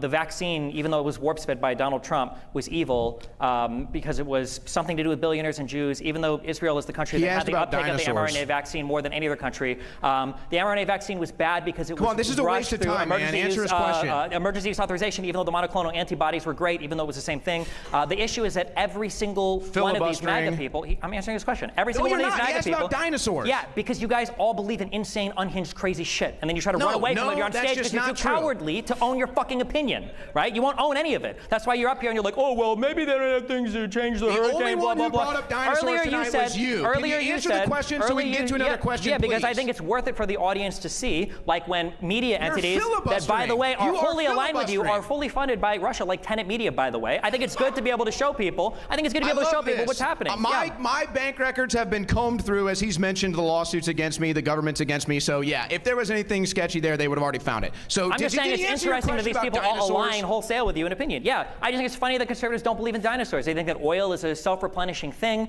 They think that we couldn't have gone to the moon. That's not a true opinion, is it? That's not true. That people cannot believe that oil is a self-replenishing. That's not true, right? That's a lie. That cannot be true. Simultaneously, please tell me that's a lie. Please tell me that's an over-exaggeration. Believe that we went to the moon, but they do believe in Elon's rockets. They talk about George Soros and billionaire conspiracies, even though Elon Musk wants to put a fucking microchip in your brain and he owns companies that are digging fucking tunnels beneath Las Vegas. Like, it's just insanely hypocritical. They believe in every single conspiracy theory. The wildfires in Hawaii were caused by Jewish space lasers. They think that every fucking war in the Middle East is some, like, I already answered the dinosaur. You guys don't believe the dinosaurs are fucking real. It's a debate. We're allowed to fucking talk. So here's what he's doing. Modern day Trump supporting conservatism is a big tent. That's what I want to point out. Is a big tent. So yeah, there's probably crazy people that believe this stuff. Not just big like enough for the there's crazy dinosaurs, people though. that believe crazy things about the right. These people all believe Trump-Russian collusion, which was fake. These people all believe that the Hunter Biden laptop was fake. It was real. Wait, Trump-Russia collusion, that was fake? Mainstream leftism. Wait, I don't know that what was he's fake? talking about with Democrats and dinosaurs or Republicans and dinosaurs. I don't know anything about that. That's not conservatism. That's some fringe people that happen to vote Trump because they still, even though they don't believe in dinosaurs, are smarter than him. Was Roger Stone working with Donald Trump's campaign? Wow, the silence. There it is. Yeah, because he knows where this line of questioning goes. Yes. It wasn't. Wow, Trump-Russia collusion was not fake. There was collusion between Trump's campaign and between Russia. It happened. Where do you think the DNC leaks that he's so excitedly talking about came from? They came from Russian hackers, and Roger Stone was talking to all of those people. It's laid out all in court indictments. Hey, so for you, big guy, a couple points and then a question for you, and maybe we close this out. You brought up marginal utility of dollars as related to Owen's flat tax proposal. That cuts both ways. There's also a marginal utility of services. You say that Democrats aren't for voter fraud, yet they're suing the state of Virginia for removing illegal aliens from their voter rolls. You say that the evidence of the January 6th insurrection is that people wouldn't go through the magnetometer and there must have been all these guns there. But if you actually watch the videos that you claimed, you would see hundreds and hundreds of thousands of people there that couldn't possibly fit on the ellipse, which is the size of this freaking room. Okay. So you want to make fun of Owen for big tech removing his First Amendment rights, and everyone around here wants to clap for him being the person debating Owen. Owen's not very smart. Imprisoned for being a First Amendment journalist. What's journalist? It like to be so intellectually Oh my God! Come on, everybody's a journalist now. I swear to God. I said it before. I'll say it again. Everybody is a journalist now. Every single person. We're all journalists this day, without exception. We're all born journalists, and we all grow up to fill our journalist destiny. I'm a journalist. You're a journalist. Destiny's a journalist. Owen's a journalist. We're all journalists. Moose Watcher's a journalist. Everybody's a journalist. It's true. It's true. We are all First Amendment journalists. Of course. Yeah, obviously. Honest. It's so obvious. Gotta put that on my resume. Oh, by all means. How do you actually do journalism, Lucy? Not quite yet, at least.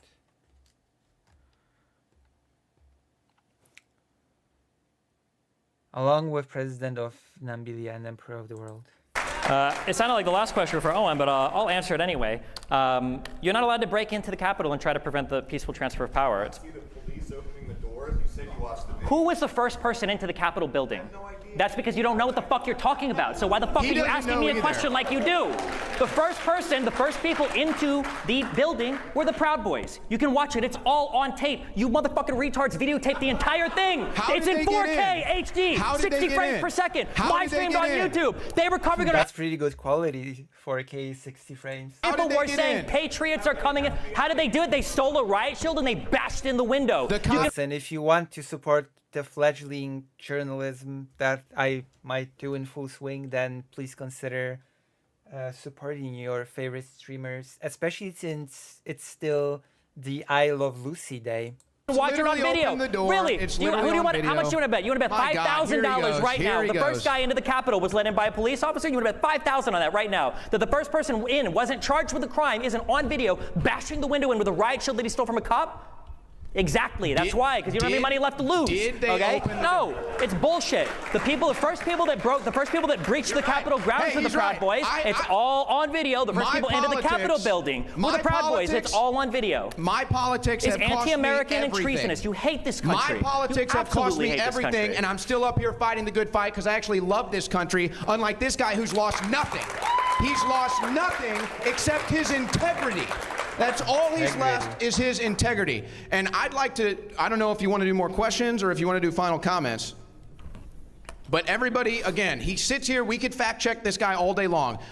The doors have magnetometers that have to be released by the Capitol Police. You can sit there and watch them release the doors, and then the cops open them and usher them through. He keeps saying it's on video, it's on video. Yes, you're right. That's literally on video. I've been in the courtrooms. I've shown it on video. You haven't because you're a good government stooge, and you'll probably be protected by the corrupt Justice Department.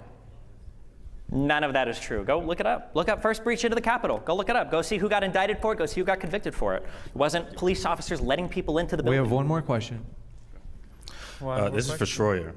You mentioned that the immigration laws were changed under Biden to make it easier to seek asylum, and then you mentioned something about the CBP One app. As far as I'm aware, the app didn't change any immigration laws, but it made it so that appointments must be made for the app rather than further congesting the border, making it harder for the border workers to do their job. In fact, they're being sued by Amnesty International for allegedly making it harder for people to seek asylum.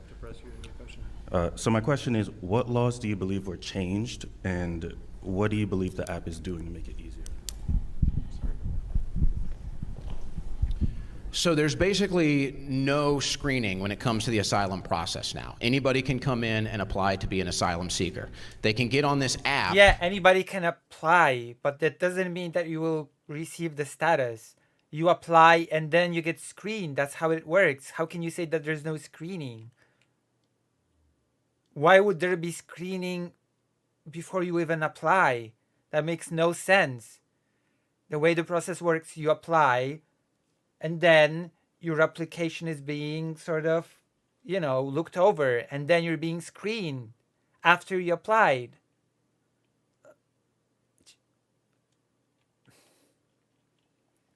Does this person even understand how the whole thing works? Filed the asylum seeking process. They don't check your ID. They don't do a background check. You just fill out the form and you're in as an asylum seeker. And then you can fly into the country. You can get a flight as well. But I understand, okay, let's say I can't convince you of that. Okay, let's get the political wonk out of the way and let's just talk realistically here. 3 straight years, record number of border crossers. I won't even put a term on them. I won't say illegal, I won't say asylum, I won't say anything. 3 straight years of record number border crossings. That's just a fact. And most of these people come here, if not all, well, probably not all, because a lot of them just escape into the country. Most of these people come here and they get free stuff immediately. You're paying for it. You're Free paying for their stuff. travel. Actually done by Biden to make that easier. Like what changed? I just told you, they changed the policy. They're not stopping people. Anybody can get in. Anybody can get in. No, it wasn't always the case. You used to have to seek asylum in the country next to you, or you used to have to go up through a background check before you could even get into the court systems and come into this country. They would hold you into a detention center or a prison before you could come into this country. Now they just let you in. That's the big difference. This guy thinks that the U.S. should hold asylum seekers in prison. Joe Biden, the Biden-Harris administration. That's why illegal immigration has gone up every single year. There's been a record number of illegal border crossers. That is a fact. And they all, and I wonder if they would even come here if they weren't getting the free stuff. I wonder if they weren't getting the free lodging, the free travel, the free food, everything else, the free welfare. I wonder if they would even come here at all. I think if you cut out the welfare state, you cut out the welfare state and the open border, I doubt they even come here at all. And no other country, no other sane country on earth would have an open border and a welfare. The U.S. is the biggest welfare state. It is known. Many people say this. The U.S. is the biggest welfare state in the world. It is known. State, by the way. Given time got away from me, we have to jump right into the closing statements. Sorry that we didn't get to the last two questions. We are going to start it off with Stephen's 3-minute closing. Thank you very much. Stephen, the floor is all yours. I think conservatives are delusional. I think they hate this country. I think that they are more aligned with the interests of Donald Trump than they are with anything having to do with the concept of the United States of America. I think it's incredibly sad because I think as much as I used to disagree with conservatives, at least they stood on principle for the United States. I think that today, if another 9/11 happened, I think that conservative MAGA people would be more interested in blaming Kamala Harris than uniting around whoever our common enemy was. And I think that's why you have people like Donald Trump on stage begging and pleading for Russia to release 10,000 emails, or constantly giving praise to foreign dictators, to people like Orban, or saying that he wants his citizens to stand at attention like they do with Kim in North Korea. And why he has so many good things to say for all these authoritarian leaders like Putin, but he can't find any support from other democratic leaders around the world. I think it says something about him. I think it says something about the type of people that would support that. I think it says something about him. And if you have good parents, they told you this, if you can't look at a person, look at who their friends are, or look at who they work with. The idea that his vice president is not running with him again, that should send huge signals to your brain of what's going on here. Where is Mike Pence? Why does Mike Pence say, in contrast to you, that Donald Trump told him to unilaterally choose who the election winner would be? That's Pence's accounting of things, right? Why is it that so many of his ex-cabinet members, over 40 of his ex-cabinet members, won't endorse him for president? Why do you get 4-star generals? People like even in World War II, people would go all the way to America from places like Mark Milley saying things like Donald Trump would be a fascist. Why do you have Donald Trump himself saying I would suspend or terminate parts of the Constitution and be a dictator on day one to do the things that I need to do? Why would you have Donald Trump try to weaponize his DOJ to go after his political opponents? Why would he call into Fox and Friends and say I think the DOJ needs to start indicting and arresting people, and then accuse Biden of doing it despite the fact that you have absolutely no evidence of it happening, except for maybe pointing to New York State, which isn't even the federal government? Conservatives are just living in an entirely delusional, disconnected from reality world. I hope that after this election, there's a huge wake-up call. I guess we'll see what happens. I wish that people could look at this country and see that we genuinely do have problems that aren't always caused by the Jews or illegal immigrants. I wish that we could come together and work on some problems rather than fabricate Of course, not all problems are caused by Jewish people and immigrants. Some problems are caused by trans people. Don't forget. Don't steal our valor. These issues that aren't even real issues or don't even exist. I wish that when issues that really were presented against this country, like illegal immigration, were put in front of Congress to solve, that the Republicans would be behind it, along with the Democrats. And I think that when you look at the record of leadership, when you compare the Biden administration, of which Harris is a vice president, you saw all of the bipartisan legislation that they got passed, and you compare it to Trump's administration, that was a failure in every single conceivable way, whether it was his inability to actually end conflict in the Middle East, he didn't, whether it was ability to actually solve problems with legislation, he didn't, or whether it was his ability to lead a coherent country that was falling apart under BLM riots and COVID lockdowns and all sorts of other things, COVID of which he didn't even acknowledge was real until it was already, tens or hundreds of thousands of cases in this country. And you can see how much he undermined it, how much that bothered him, because he couldn't even get credit for the vaccine that he so desperately wanted his audience to worship him for. I hope that after this election season, I hope we can come together a little bit better and be better Americans and be on the same team again. Time. Owen, you have 3 minutes.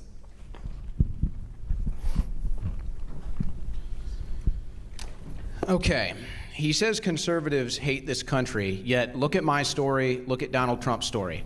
I came here tonight, I took the time to prepare myself so I don't look like a slob, and I put my American flag lapel pin on because I care about this country. I came here despite, yes, lawyers watching me all the time trying to sue me like ambulance chasers, the federal government watching me all the time because they want to throw me in prison, and I continue to come out here because I love this country. Don't tell me I hate this country. I love this country. This guy comes presented tonight looking like a slob with a Finding Nemo necklace on, okay? That's how serious he is. And by the way, how about Donald Trump? Like He's been Finding shot Nemo. at.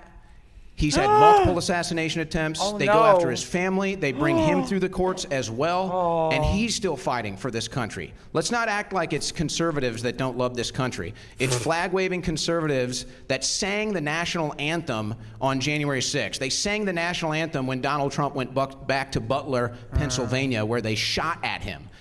You won't even hear a Democrat sing a national anthem. They kneel for the national anthem. They hate this country. Pretty much everything a Democrat says is projection. And by the way, on the vaccine thing, I disagree with Trump on the vaccine, but it's funny, you notice when Trump was president with the vaccine, Kamala Harris and everybody said, don't take the vaccine, it's the worst. As soon as Biden got in, they all loved the vaccine. Did you take the vaccine? I sure hope not. By the way, ask yourself this. How much money is spent? Okay, the vaccine thing pisses me off on a personal level because my father died of COVID right before the vaccine rolled out. So if he would have gotten it after the vaccine rolled out and after he would have gotten it, then he probably would be still alive. So I have to say that the vaccine whole thing is kind of, let's just say it annoys me on a personal level. In a pretty big way. On elections. Billions of dollars. Why? Why is so much money spent on an election? Because power. That's why. Power. So ask yourself in follow-up, are elections ever stolen? Is there ever any voter fraud? Can you really tell yourself no to these questions? Or are you going to sit here and believe everything the government tells you and everything the establishment media tells you? Just And you embrace the conspiracy theory. notice that's where he goes with everything. Just embrace He it. keeps citing people that work for the government their whole lives. He keeps citing mainstream media talking points. So you can choose to live your life trusting the mainstream media, but guess what? You're going to be the one that's deceived. You're going to be deceived about war in the Middle East, weapons of mass destruction, Russian collusion, the vaccine is safe and effective. You name it. They deceive you on everything, and he comes up here and parrots their talking points and acts like he's put in an effort tonight. And just for clarification, Pence was not asked to decide who the winner was. He was asked to delay the certification. So let's just, again, get that straight. But in closing, I would say this. You have two choices. It's very simple. You can either be pro-establishment, pro-big government, pro-mainstream media telling you what to do, how to live, pro-government telling you what to do, how to live. That is exactly what the mainstream media does. It tells you how to can accept that our government and our media has been corrupt for decades. Probably everyone in this room's entire life, our government has been corrupt. This is not a message for the right. This is not a message for the left. This is a message for Americans. We have a corrupt government. We have a corrupt media. That's what we're addressing. That's what we want to overthrow. Those are the people trying to stop Donald Trump. That's why I support Donald Trump, and I hope this reformation with a populist anti-establishment movement in the Republican Party is here to stay. Thank you very much to both of our speakers. Thanks so much for coming out tonight, folks. It's been a true pleasure. So deep. Drive safe. If you're watching online, don't forget to hit that subscribe button. And with that, I'm going to hand it over to Sean. Thanks very much. All right, thank you. That was debate.